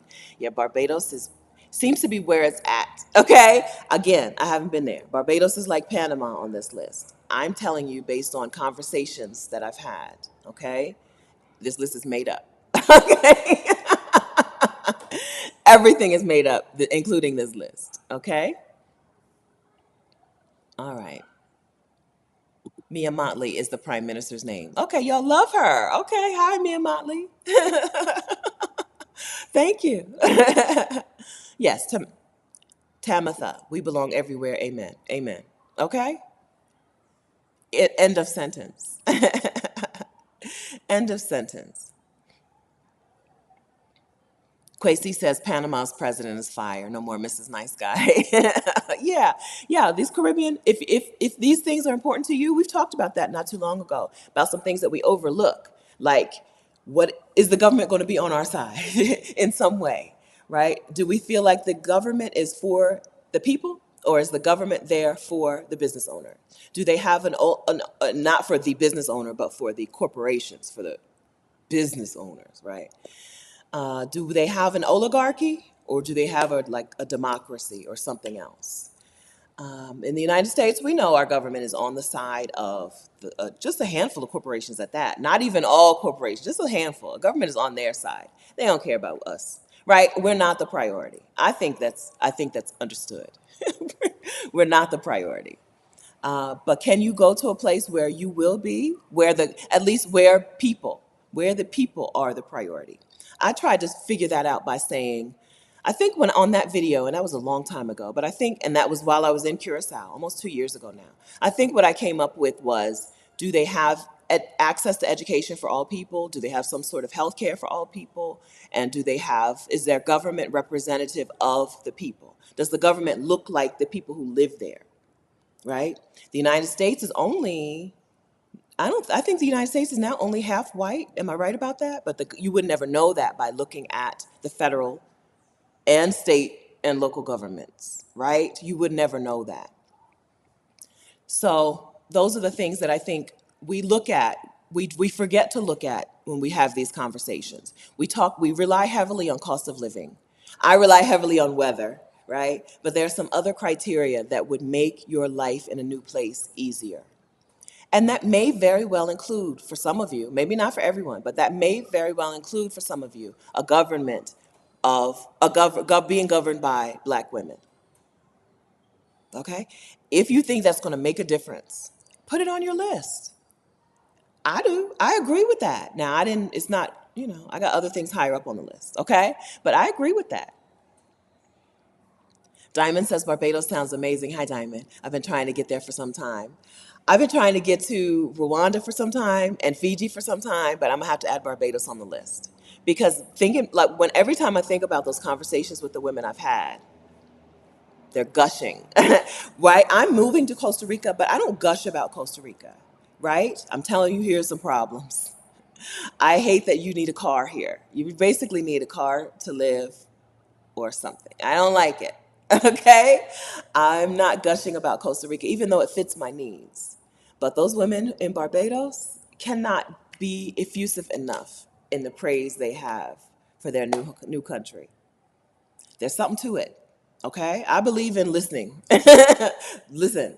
Listen to it. You don't have to take their word for it and make your decision based on it, but you can take their word for it in putting it on your list. I hear them. Okay? There's something there. Okay? Something there. There's some peace there. There's some ease there, and there's some good quality of life. Okay? Yeah. Caribbean men do not lean toward ease. Yeah, I don't think that's a reason. It's not on the ease list. Men in general, glass half full says men in general do not equal ease, right? Yes, Mokomozelle is in Jamaica. I cannot. If I know your government name, I'm gonna say your government name. Mocha Boiselle has residency in Jamaica. She lives in Jamaica. She's a co-runner of a Facebook group for expats in Jamaica, expats and repats in Jamaica. She loves her life there. I just think the way women talk about Barbados is different than the way they talk about Jamaica. So Barbados made the list and Jamaica did not. Barbados made the list and Jamaica did not. I agree. Cam Seed says, "Don't call the women thirsty." I agree with that. We're not. I didn't say thirsty. You want what you want in your life. I'm not here to tell you the desires of your heart are wrong. And here, you shouldn't want this. You should want this, right? If what you want is a man, if that's your number one priority right now in your life, make it a priority and live like it's a priority. Do what you got to do. Okay, right? My priority right now is children.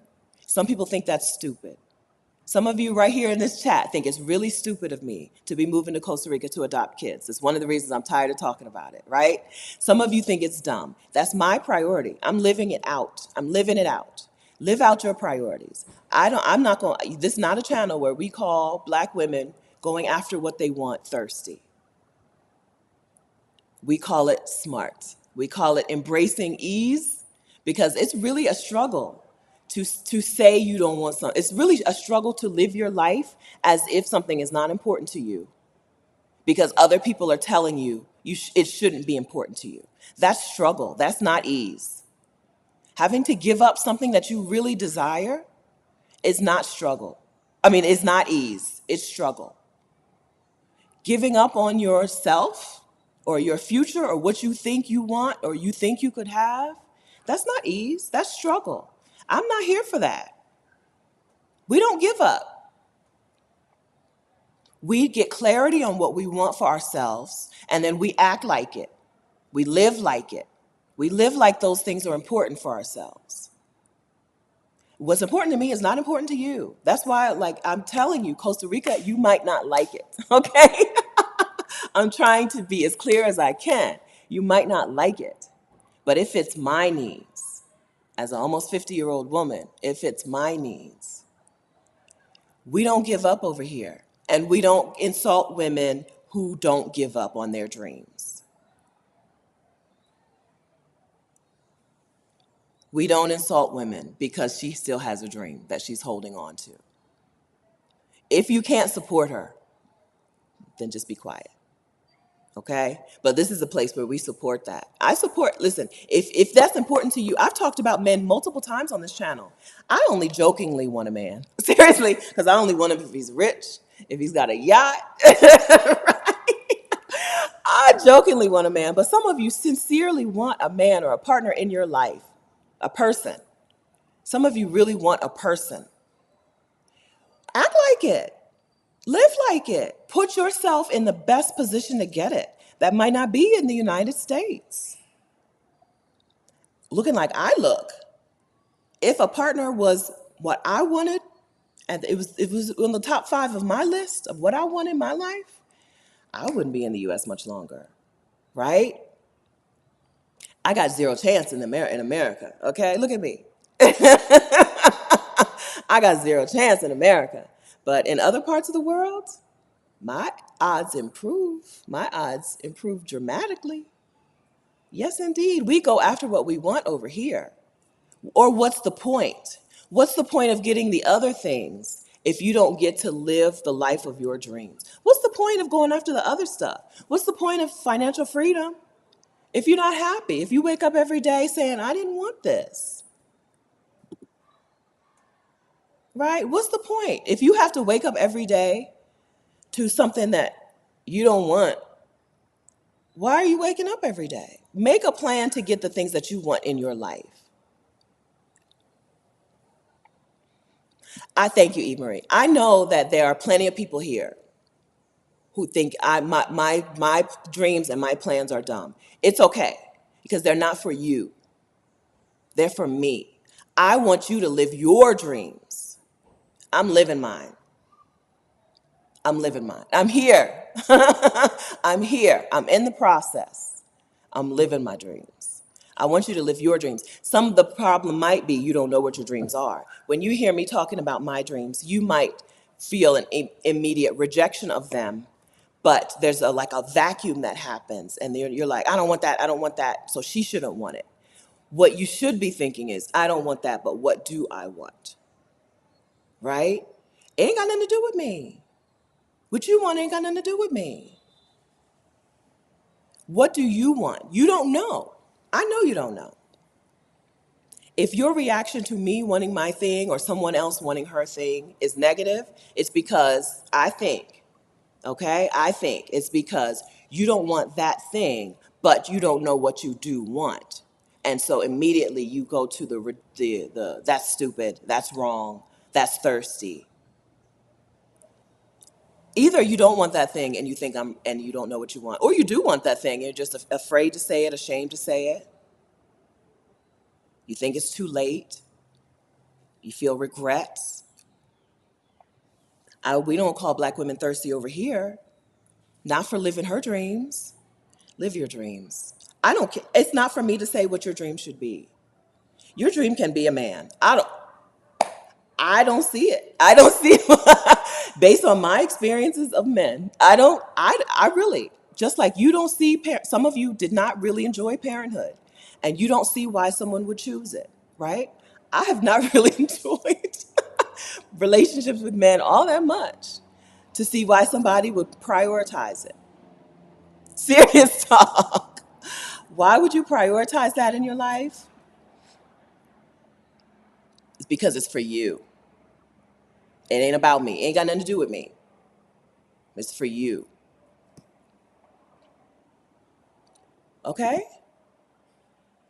This is not a place where we have to defend ourselves, I think. I hope we've created a space where we don't have to defend our wants and our desires and our dreams. I don't. As much as I said, I know some of you think it's stupid. I know some of you think it's stupid, but not because you've come in the chat and said, I'm stupid for this, right?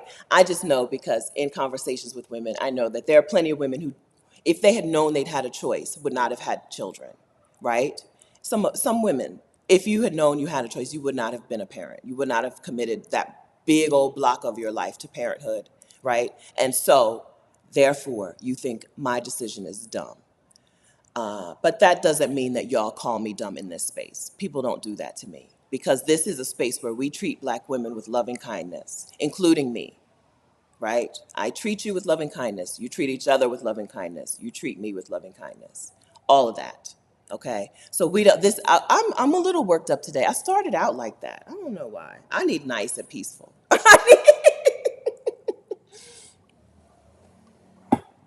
I need nice and peaceful. Maybe my period is coming. I don't know. I started out worked up today. This is not a space where we have to defend ourselves, GSD. Don't worry. Relax. Relax. This is a place where we come and we talk about our dreams and we make our plan to get it. I promise you. Okay? If you're new, I promise you. That's what we do here. I may have been a little loud. I don't know. I do feel a little extra worked up. I'm on Sudafed. Maybe the I got allergies. Maybe the Sudafed got me worked up today. I don't know. I do feel like I was a little angry. But I feel good about this space. I love this space. So Exodus Summit is happening. We have speakers who are coming to Exodus Summit, not because of me or Rashida. We have speakers who are coming to Exodus Summit, like Tabitha Brown, like Dr. Joy Harden Bradford from Therapy for Black Girls, like Rachel Cargill, Octavia Rahim. These women aren't coming to Exodus Summit because I'm so awesome. They're coming to Exodus Summit because you're so awesome. This community, this place is so wonderful. It's such a wonderful place for Black women. So they're coming to speak at Exodus Summit 2023 because of that. So anybody who's new here, who's like, she done yelled at us 3 times today, apologies, okay? This is a place where we treat Black women with loving kindness. I promise you, okay? I just want you to live. Listen, there are some things that really upset me when people say these things to you. So now we've added a third one to the list. The first thing that upset me this morning was the don't move, people saying you can't move to a certain place. There was another one. And then now the third thing is calling Black women thirsty. Okay, so now we know that these are things that upset me. But I hope what you're seeing is they upset me because I am treating you with loving kindness, and I want other people to treat you with loving kindness. And when people don't, I get mad. Okay? I hope that's what we've learned today. I hope that's what we've learned today. I get mad when people don't treat Black women with loving kindness. And so I hope that makes you feel comfortable here. I hope that you feel comfortable here. Welcome. Welcome. Okay? I'm not going to be yelling every week. It's even echoing, right? Because I'm in a place, these ceilings. So this is one of the things I love about like Costa Rica and Latin America in general.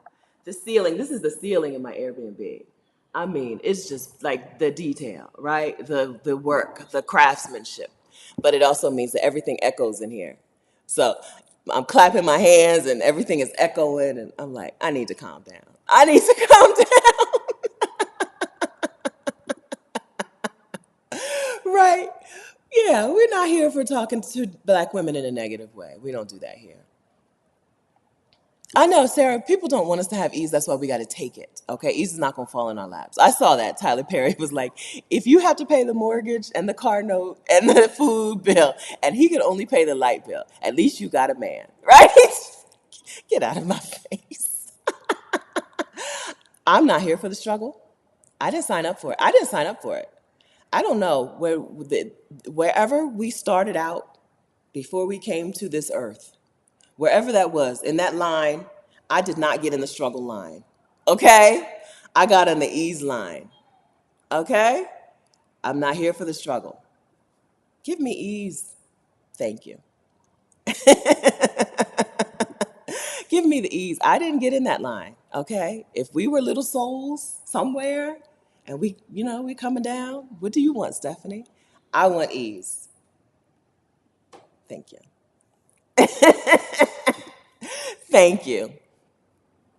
Thank you. Yeah, we're not going to criticize each other's dreams. I may make fun of you. Okay, so we might make fun of it, but we're not going to criticize it. Okay. Okay. You can make fun of things. It's okay to have fun. We can have fun here. You can make fun of it, but we're not going to criticize it. We're not going to criticize it. Okay. Yes.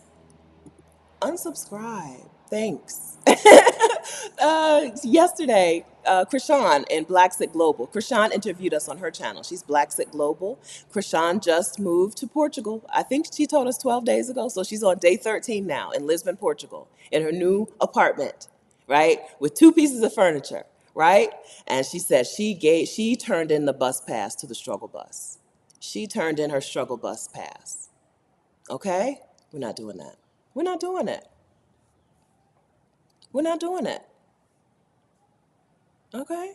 I w- Hi, Patricia Brooks. Okay, so Patricia, I said, can we, okay, I told y'all this is a group assignment. I said that there are 4 reasons that France is on the list of countries Black women move to for ease, for soft life. Okay? Can you tell me if I'm right about this?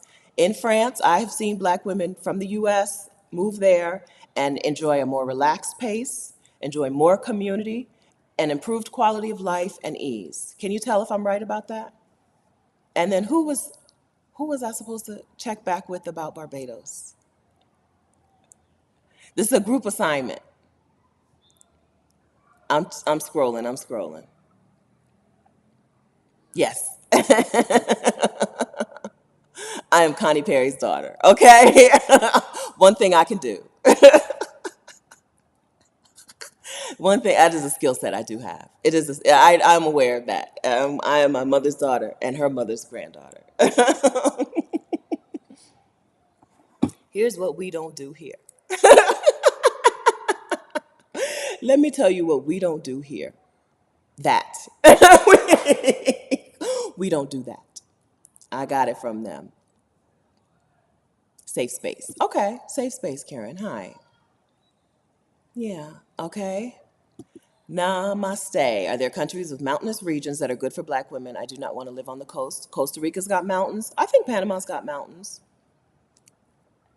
In the Caribbean, right? Jamaica got mountains, so I guess a lot of the Caribbean has mountains. Some, the bigger islands, right? I think you're a lot of choices in mountains. In the mountains, right? You've got a lot of choices. Um, it depends on what you mean by mountains. As long as you don't mean like mountains tall enough to ski on. I don't think you can do that here. But there's mountains here in Costa Rica, right? That's where the coffee, I think the coffee region and the mountain region are the same. And I think Panama has mountains. I think that's opening up a good number of places. I think that opens up some of the larger islands in the Caribbean. Yeah, I think so. Don't worry, many, many. Okay, so I listen. If I know one name, I know both names. Okay, don't eat. She says, "Do not give up on what you want." Yeah, all of it. Live a fulfilling life. Girl, I love fulfilling my thirst for life. Yes. Okay. If that's thirsty, then that's thirsty. If thirsty means fulfilling your thirst for life, do it. Okay, that's what Eva said. Who's also many, but I think I don't know. Okay. We seriously, all I really want for you. I'm so serious about this. Listen, friend, seriously. Here's what I want for you. I want you to take some free time to get clarity on what you want for this next part of your life. And then I want you to take the steps to live it. Okay? I want the same 4 things for all Black women. I want the same 4 things for all Black women. I want you to have free time to get clarity. I want you to take some action and get what you want. I'm not here to tell you what that is. For a lot of women, that is, okay, it is location freedom, financial freedom, and time freedom. For a lot of Black women, it's those things, or at least those things will get you closer, okay? But that's what I want for us, okay? That's why Exodus Summit exists. That's why this YouTube channel exists. Because as I've told you, I've gotten these things, but I keep talking about them, except for the financial freedom. Again, I need to clarify that. I still need to make money to live my life, but I do make enough money to live the life that I want today, right? I have these things, but the reason we talk about them over and over and over again, because I want those for you, okay? I want them for you. Just because I have them doesn't mean it's over. It's not over. Oh, Cassandra says, I want the chateau life, but I don't want the maintenance commitment. Is there a dollar figure that would mean maintenance would not be on your hands? Right? That chateau life. So 2 things, that one, okay? But also chateau life could just be house sitting. because they're chateau house sits. I don't do them because let me tell you, in the UK in particular, which may not be what you mean by chateau, but in the UK, there are chateau house sits, okay? But they sometimes want you to do some yard work.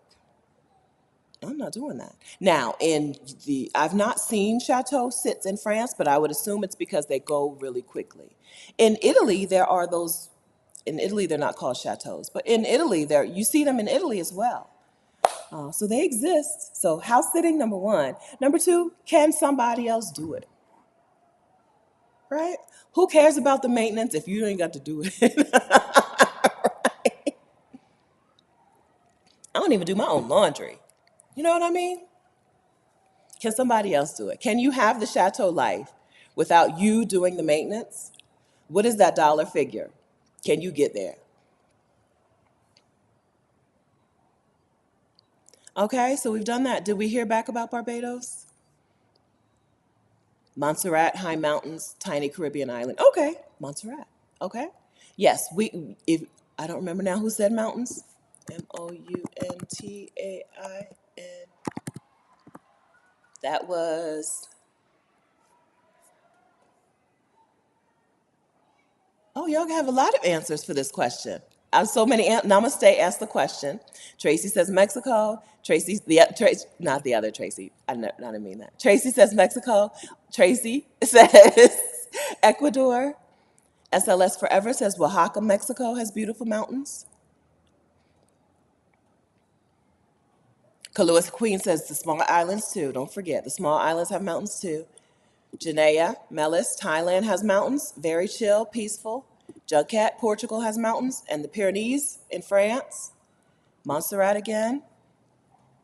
Back to this question. Back to this answer. Janae. Janine. Hi, Janine. Thailand was the number 7 country on my list. Can you believe we still haven't gotten to number 7 and we're 2 hours in on this video? Thailand is the number 7 country on my list that Black women are moving to and enjoying a softer life, which includes relaxed pace, community, improved quality of life, and ease. Thailand is on the list. Bali, Indonesia is not. Excuse me, hold on. Allergy attack. Hold on. Thailand is on the list. Bali, Indonesia is not. Okay. Number 1, Thailand and most of the other countries on this list have a clear pathway for you to become a temporary resident. So you're not just there on a tourist visa. You can actually live there, right? You become a temporary resident and then you parlay that residency into permanent residency. They have a clear path to that. I actually was in Thailand on a tourist visa and extended it while I was there. So I'm pretty sure I had a full year. I got a full year's stay. I think that's what they extended it to. I was there for 90 days. I extended it, and I think they gave me a full year. Bali is not a place where it's easy to get extensions or permanent or like temporary residency for a block of time. They're not really into that, okay? But Thailand is out of the Southeast Asian countries that I visited, Thailand is one of the easier to get temporary residency in. Now, is it easy to parlay that temporary residency into permanent residency like it is in Costa Rica? I don't know the answer. I don't know. But I assume, right? If they make it easy to get temporary, most countries, if they make it pretty easy to get temporary residency, then you can parlay that into permanent. In Costa Rica, it's 3 years. You get temporary residency for 3 years, you can parlay that into permanent residency. Panama might be similar. Mexico, similar. Jamaica, similar. Clarice is doing that in Jamaica, right? Similar. I think she told me 3 years in Jamaica for her, for the type of visa she's on. She's on actually a work visa in Jamaica, which is not common. It's not common for people to be able to go to a new country and get a work visa. But she was able to do that. I'm pretty sure she said that on her channel. I don't think I'm making that. I don't think I'm telling anything she hasn't told. Okay, more mountains. Bogota, Colombia. Yes. Okay, more mountains. Yeah. Namaste. Yeah, you're going to find a place, right? You can find a beautiful place that Black women love and are welcome in that has mountains and a beautiful view. Yeah. I think that's a pretty easy ask. It's a good ask. It means you know what you like. I think that's a pretty easy thing Pretty simple solution. Yeah. Okay. So those are the places, those are the 7 countries on my list. You might have more. Your definition of improved quality of life might be different.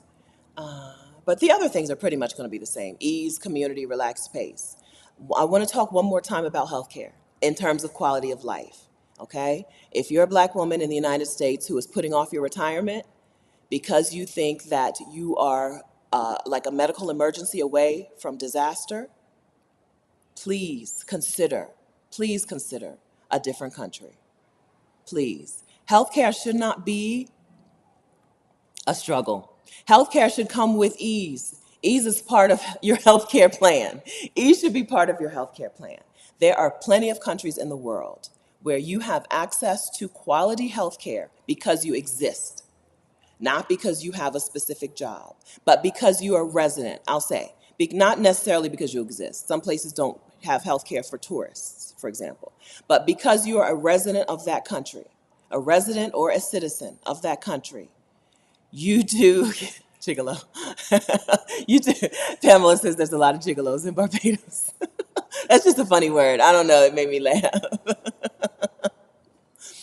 There are plenty of countries where if you are a resident, if you are in that country legally, you live there legally, you have access to quality health care, right? Very low cost quality health care.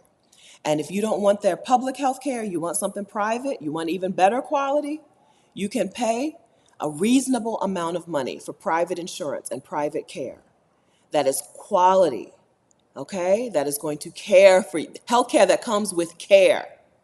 Right? I have a dentist appointment on Tuesday. I called to make the appointment. The dentist WhatsApped me back.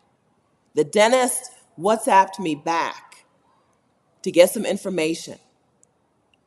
I talked directly to the dentist. I've never been to their office before. I've never paid them a penny. And I got to speak directly to the dentist in Costa Rica. Right? In Mexico, when I had COVID, I flew to Mexico Christmas 2 years ago now. Got the COVID. Had to quarantine in Mexico and couldn't leave until I tested negative. Had to deal with a hospital, a medical office. I talked directly to the doctor, and the doctor called to check on me. And then the doctor called again, right? Doctor called to give me my actual results, right? In some places, and then somebody's asking, what's a gigolo?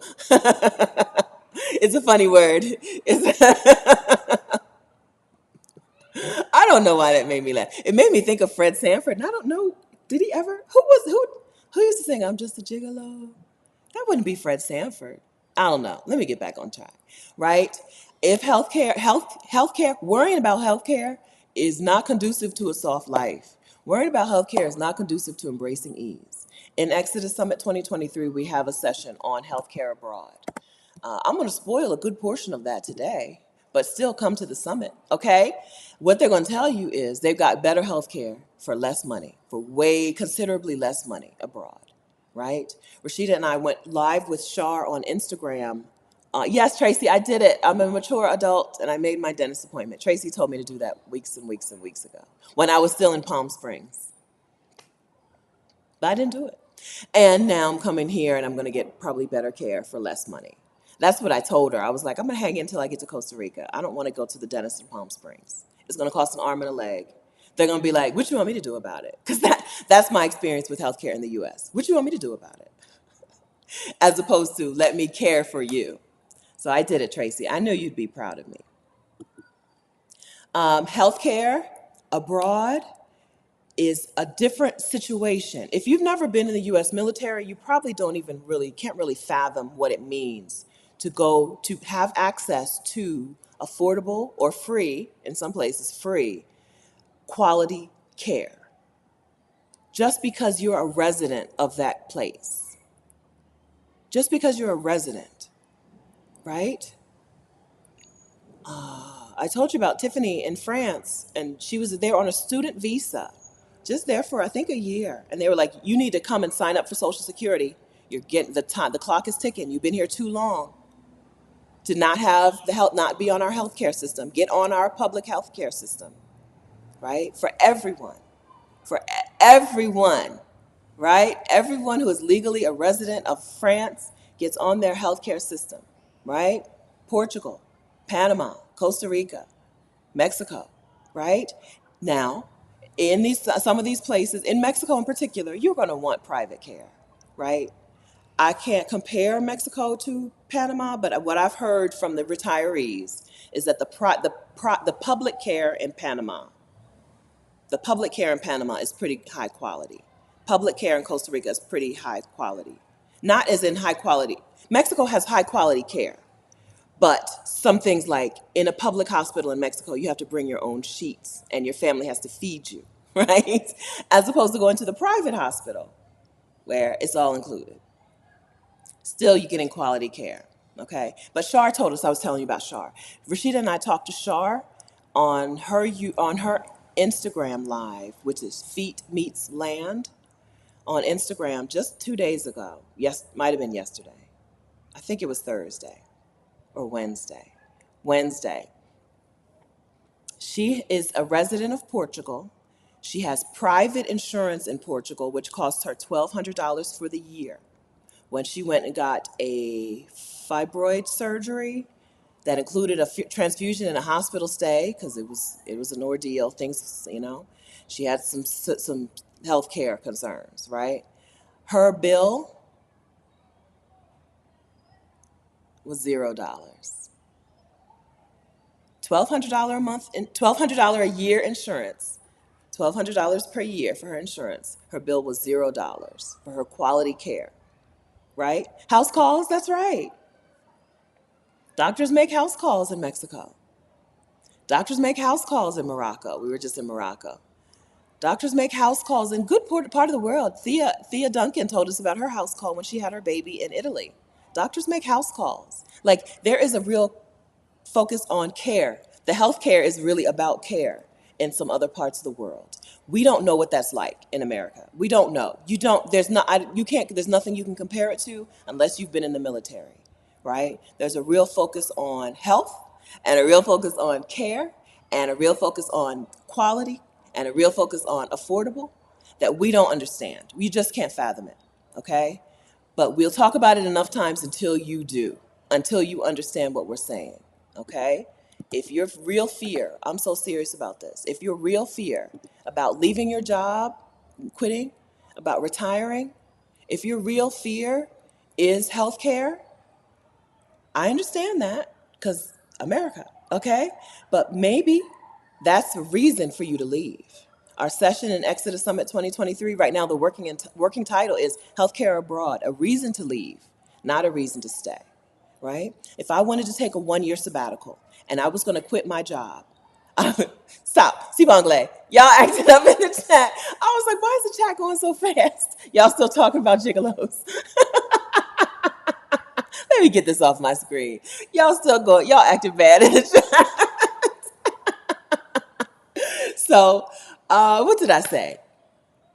Healthcare, reason to go. Healthcare is a reason to leave the United States. So serious, okay? If you're sabbatical, if the difference between you and a year not working is access to quality healthcare, maybe it's worth it for you to go ahead and do what you need to do to get residency in Mexico, temporary residency in Mexico or Costa Rica or France or Portugal. Get that 1-year temporary residency so that you know that you have access to their quality public health care, right? And then if you want to top it up with some private insurance, you can do that too. But so serious, if that's the thing, if you're like, I would quit my job today, right? And have a year of no working or 2 of not working or working some other thing that was going to make me less money but enough money to eat. I would house sit and do this thing online, right? But I need health insurance. If that's the difference maker, hello, temporary residency. I think it's worth it to get temporary residency. Panama, Costa Rica, Mexico, Portugal, France, South Africa, Barbados, I don't know, any country on the list, any country. I think it's worth it to get temporary residency to give you that peace of mind, to give you that healthcare peace of mind, right? And you can buy it. You can buy that. Okay?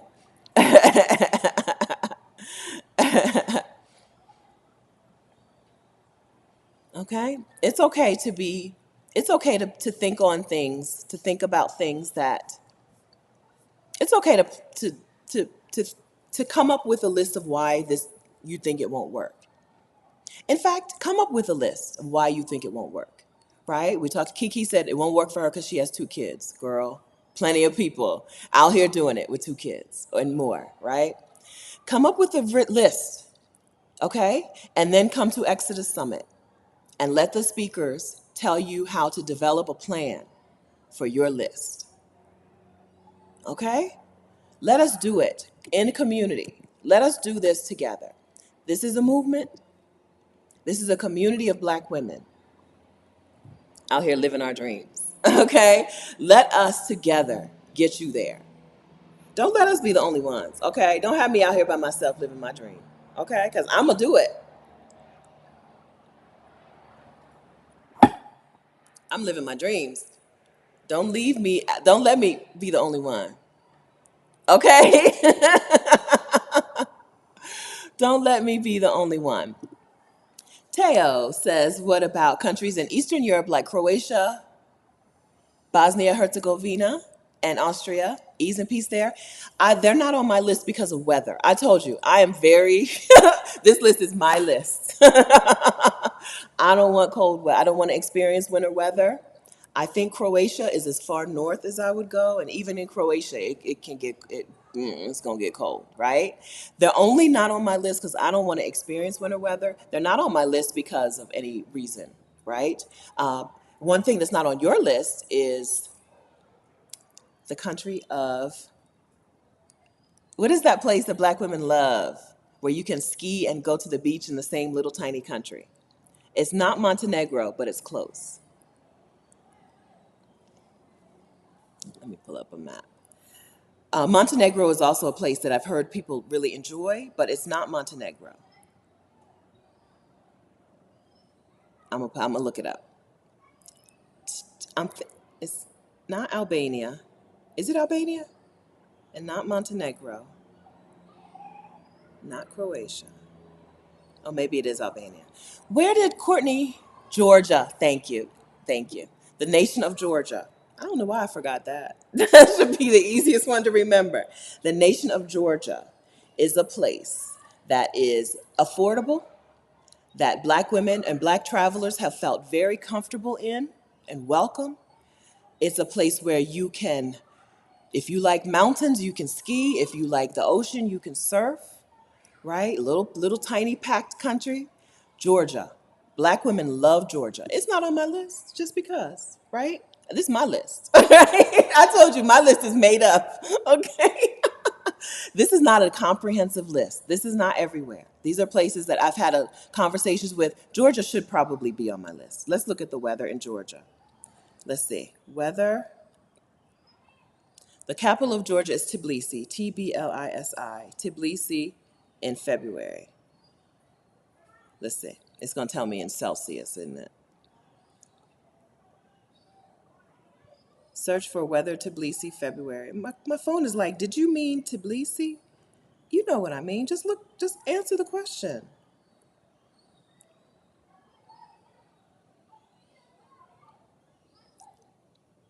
Because of the Tbilisi, Georgia, okay, so it gets down to 33 degrees. So that's why it's not on my list. But put it on your list.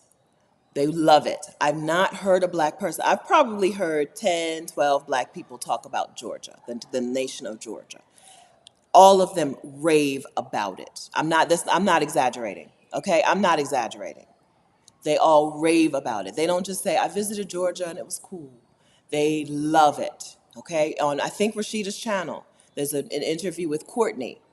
It's called 12 Days of Career Breaks. And it's with Courtney. There's 6 on her channel. 12 Days of Career Breaks videos on her channel, but one of them is with Courtney. And she loved Georgia. Okay, but I've probably talked to maybe 12 different people in passing, 12 different Black people in passing about their time in Georgia, and they have all loved it. Okay, put it on your list. It gets too cold for me.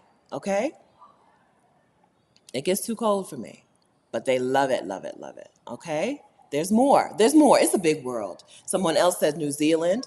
Another place black women love. Frankly, I just forgot to put New Zealand on this list. Okay? Frankly, I forgot to put it on this list. New Zealand does pass the test, Australia does not. New Zealand passes the relaxed pace, community. If you're okay with your community being all white New Zealanders, right? Or Maori, right? Improved quality of life and ease. New Zealand passes the test. Australia does not. Australia is not a place, I think, where black people will ever feel comfortable because of their racism. They racist, and they're racist out loud. Not to me, not to black people, right? They know, they can see the difference between a black person and an Aboriginal person, but their outward, frank racism towards Aboriginal people means black people in Australia never feel comfortable, never feel settled, never feel at ease, never feel peace, right? New Zealand, I don't know a whole lot about. I can't imagine New Zealand has a much different history with their people than Australia does. But the black people I know who have visited New Zealand, including Krishan from Blacks at Global, who originally was planning to move there, they love it. So it's different from Australia, right? There's a different conversation with black people when we talk about Australia and New Zealand. So frankly, if I had remembered it, I probably would have put New Zealand on my list. I think it Oh, so this might be a good reason why not. Okay, so New Zealand is not an easy place to move to. It's not like Panama where they're like, oh, you got X number of dollars in the bank, welcome. Oh, you're retired and you get X number of dollars every month, welcome, right? New Zealand is not like that. You have to fall into their, willing to fail says New Zealand blocks hard on the residency front. So I think you need to fall into one of their job shortages. Great point. This is why I said Bali, right? Bali doesn't fit because it's hard to get residency there. So New Zealand, it may also be hard to get residency in New Zealand. You have to fall into one of their job shortage categories for them to be interested in you moving there. Good point. Good point. Good point. Okay.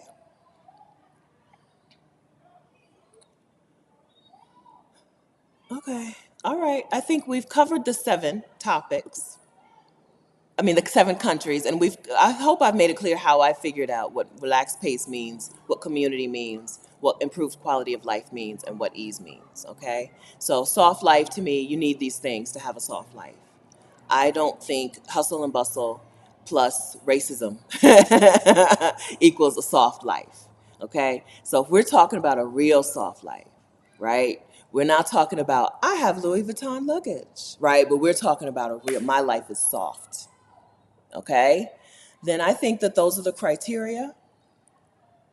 And I think that these 7 countries are places where you can find them, among others. These are 7 countries, not these 7, but 7 countries where you can find them. Panama, Mexico, South Africa, if you have a generator, okay, or solar power. France, Portugal, Barbados, and Thailand, okay? I put these on a list. I did not put Costa Rica on this list. I did not put Indonesia on this list on purpose. I did not put the United States of America on this list on purpose. Okay, those are the countries that I came up with. Uh, Celeste says, keep Manta, Ecuador on your radar. An hour from Panama. Great health care, black women, community, and ease.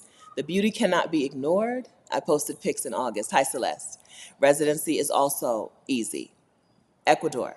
So we just talked to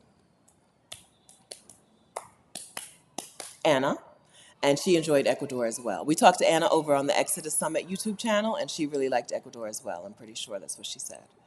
Yeah, all right. We have choices. We have choices. You don't have to stick with the country you're in now.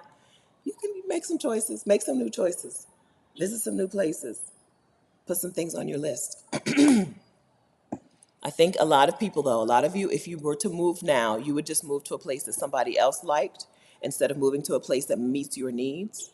If you need to know your needs, you need some free time. You need some free time, you need some clarity. That free time and clarity will help you develop a plan for what you really want and will help you get what you really want, which is what we want for you. Okay? Free time, also known as time freedom, is one of the subjects of Exodus Summit 2023. I hope you'll join us at Exodus Summit 2023, October 6th through 9. All of the sessions are online. If you have the weekend pass, you get the regular sessions and you get 30 days of replays. Okay, so you can come in, you can take notes, you can watch the replays for 30 days. You also get to come to a party. There's a little online party, a fiesta. It might be a dance party. It might be a dance party. There's an online dance party happening, right? A fiesta. If you have the all access pass, you get the regular sessions, but you get replaced for 1 year instead of just 1 month. You get access to the keynote speakers, Tabitha Brown, the keynote sessions, Tabitha Brown, Dr. Joy from Therapy for Black Girls, Rachel Cargill, and a second session from Octavia Rahim a month later. So if you have the all access pass, you get those seconds, those extra. I can do this. If you get the all access pass, you get those bonus keynote. That's the word I couldn't remember, even though I just said it. You get those keynote sessions. And if you have the all access pass, you get to do some small group bonding with some other women. You get to come to some small groups, some salons, some like interest related small group salons where you can meet other Black women from the Exodus Summit community who are into that thing. I sent some DMs, which is not like me. I sent some DMs this week to some of the women who have their early bird pass, just a few. So don't be upset if I didn't DM you, but just a few of the women who I knew have their early bird, who have their all access pass. And I asked them, what salon would you want to go to? If we were to set up some salons, what would you want to go to? And they said things like bopping around. There was a demand for a slow travel salon, right? There was a request for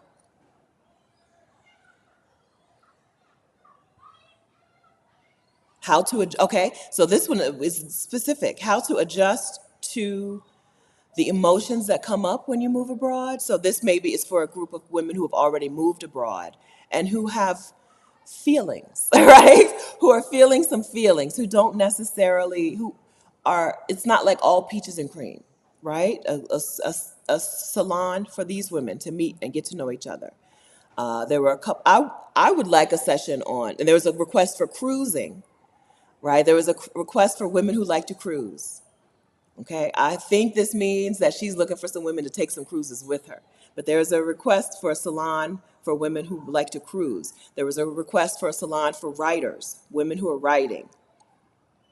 Empty nesters, there was a request for a salon for empty nesters. So in the summit, if you have the all access pass, we'll have a couple of blocks of time where you will get to go into these small group sessions. Hopefully there'll be 25, 30 women or less, which doesn't sound like a small group, but it's as small as we can get. For a summit this size, it's as small as we can get.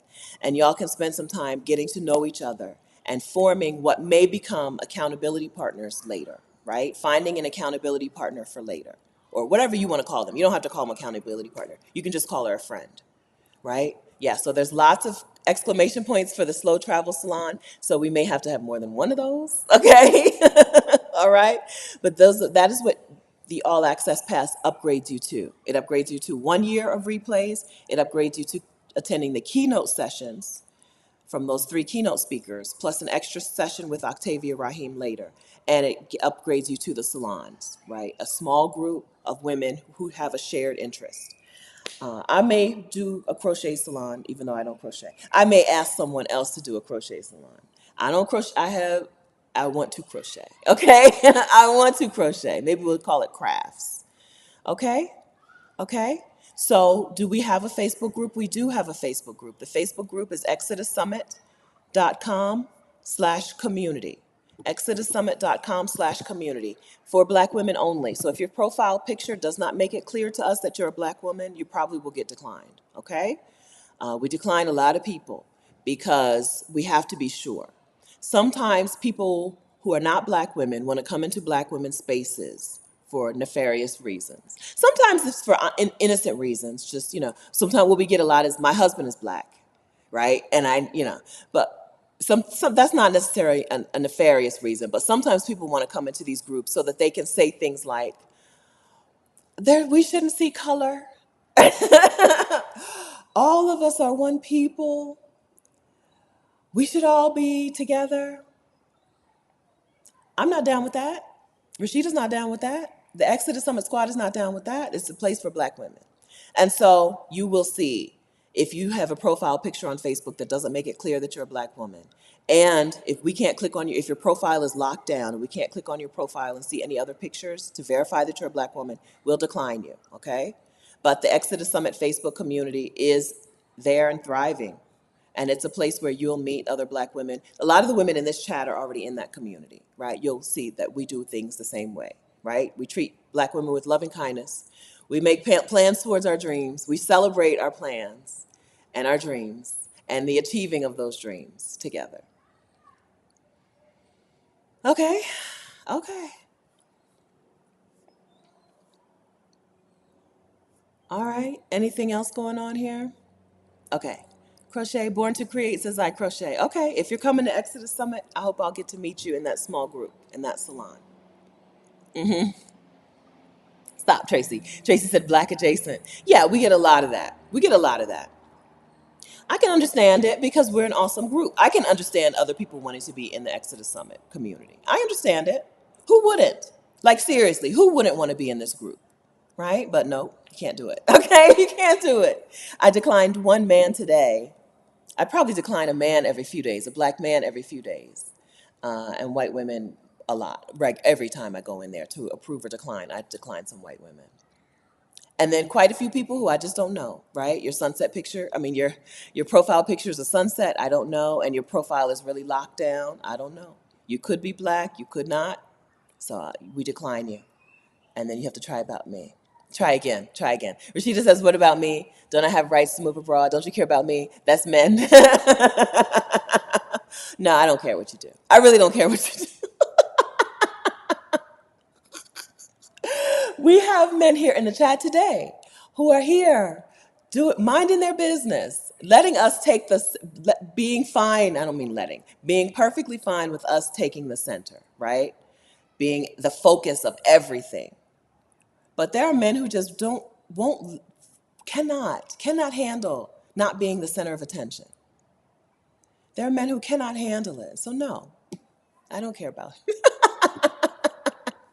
And if you're not married to, and if your wife's not black, there's no help. There's no help. I can't help you at all. At least if you have a black wife, she can join the group and she can teach you what we taught her. All right. All right. Yeah. Right. Y'all ain't got to worry about that. I promise you. You ain't got to worry about that. Y'all ain't got to worry about that. Okay? You do not have to worry about us opening up the group because it's been so wonderful. I'm in a lot of Facebook groups, I'm in a lot of Facebook groups that are travel related with travelers, right? With people I have things in common with. But none of them are as wonderful as our group. None of them are as wonderful as Exodus Summit. You ain't got to worry about it changing, okay? I know that. If I don't know anything else, I know that. Okay? Yeah, Survivor Nomad, I'm in the community. It's a wonderful place. If you're not on Facebook, it might be worth it for you. I understand not wanting to be on Facebook, okay? But if you need community in this space, it might be worth it for you to join Facebook for this reason, okay? The reason I'm still on Facebook today is there are some Facebook groups that are really helpful to me, including my own, right? If it wasn't for them, I wouldn't open Facebook. I only open Facebook to go into the groups and to see what my mom's posted on my thing. My mom, she'll tag me in any post. I'm like, I'm not even there. Why are you tagging me in this post, lady? I'm not even there. We're on 2 different continents. Tagging me and stuff. I understand not wanting to be on Facebook. If there was I don't know. I understand that, okay? But decide if it's worth it, okay? Decide if it's worth it for you to be on Facebook to be in community with us. You don't need to be on Facebook to attend Exodus Summit. Nothing is happening on Facebook for the summit. Everything is happening on our own summit platform, on the summit platform. Everything is happening at exodussummit.com. So you don't have to worry about that. If you're not on Facebook, you can still come to Exodus Summit. You can, and the small group salons, if you have your all access pass, you can still come to the salons. These are not on Facebook, okay? Come to this, get your ticket to Exodus Summit, which is happening October 6th through 9, all online. Location freedom, financial freedom, and time freedom for Black women. Okay? Get your ticket, and we'll see you there. If you're also in the Facebook community, we'll see you in the Facebook community before the summit. Okay? Okay. Coach Donna J, I love this sacred circle of sisters. Me too. Me too. Okay. Thank you very much, friends, for being here. Thank you for participating in the chat. Thank you for answering the questions that I don't see and I don't get to. Y'all know I can talk, okay? So thank you for that. Thank you for holding it down for the other women in this chat. Thank you for your kindness and your grace towards me and towards the other women here. Remember to extend that same grace to yourself. Okay? Treat yourself with that same loving kindness that you've treated me and the other women here today. Treat yourself with that same loving kindness, that same grace. Okay? How did we do? How was this? Was it okay? Did you like this video? Yeah, Alicia, my dad tags me and everything. I'll be like, girl. Finally, I removed, she don't know this, but finally I put a thing on where I have to approve it for it to show up on my Facebook profile. Because I'm like, girl, I'm not even there. Right? You get my Facebook friends all confused. Then people be messaging me, right? She's posting about Hawaii. I'm not in Hawaii. Then people are like, oh, you're in Hawaii? Let's meet up. Girl, please. So I had to put her on restriction. I had to put my mom on restriction on Facebook. The Facebook group is Exodus Summit. ExodusSummit.com/community is where you'll find us. ExodusSummit.com/community. Okay. Yeah. Oh, I apologize for yelling more than once. I apologize for yelling more than once. I apologize for that because nobody comes to YouTube to be yelled at. Even though I wasn't yelling at you, but I was yelling. There's a YouTuber who I really like what she says, but I don't watch her videos anymore because she's always yelling. She's always yelling. So I apologize for the yelling. Even though I wasn't yelling at you, I was yelling about things to you. But I'll try to get nice and peaceful soon. I'll try to get some nice and get some peaceful. Okay? I'll try to put some nice and put some peaceful in me. Okay? I'm going to work on it. I'm going to work on it. Okay? All right, friends. So nice to see you. You put him on restriction too. So nice to see you again. Thank you for being here. Thank you for joining us. All right? And thank you very much for your kindness and your grace. I'll see you again at least next Saturday at 10 a.m. Eastern if I don't see you before then. And then don't forget to register for Exodus Summit. We made this for you. I know you think that this is just a dream, moving abroad or a sabbatical or being a nomad and bopping and traveling around the world. You might think it's just a dream, but we've got the speakers who can help you make a plan. So I hope that we'll see you at Exodus Summit 2023. Register at exodussummit.com. Okay? All right. Thanks, friends. Nice to see you guys. I think I'm hilarious, Daisy. Yeah, I think I'm hilarious. All right. Nice to see you. Okay. We're allowed some yelling. We are allowed some yelling. Okay. All right. Nice to see you guys. Have a wonderful Saturday. Bye.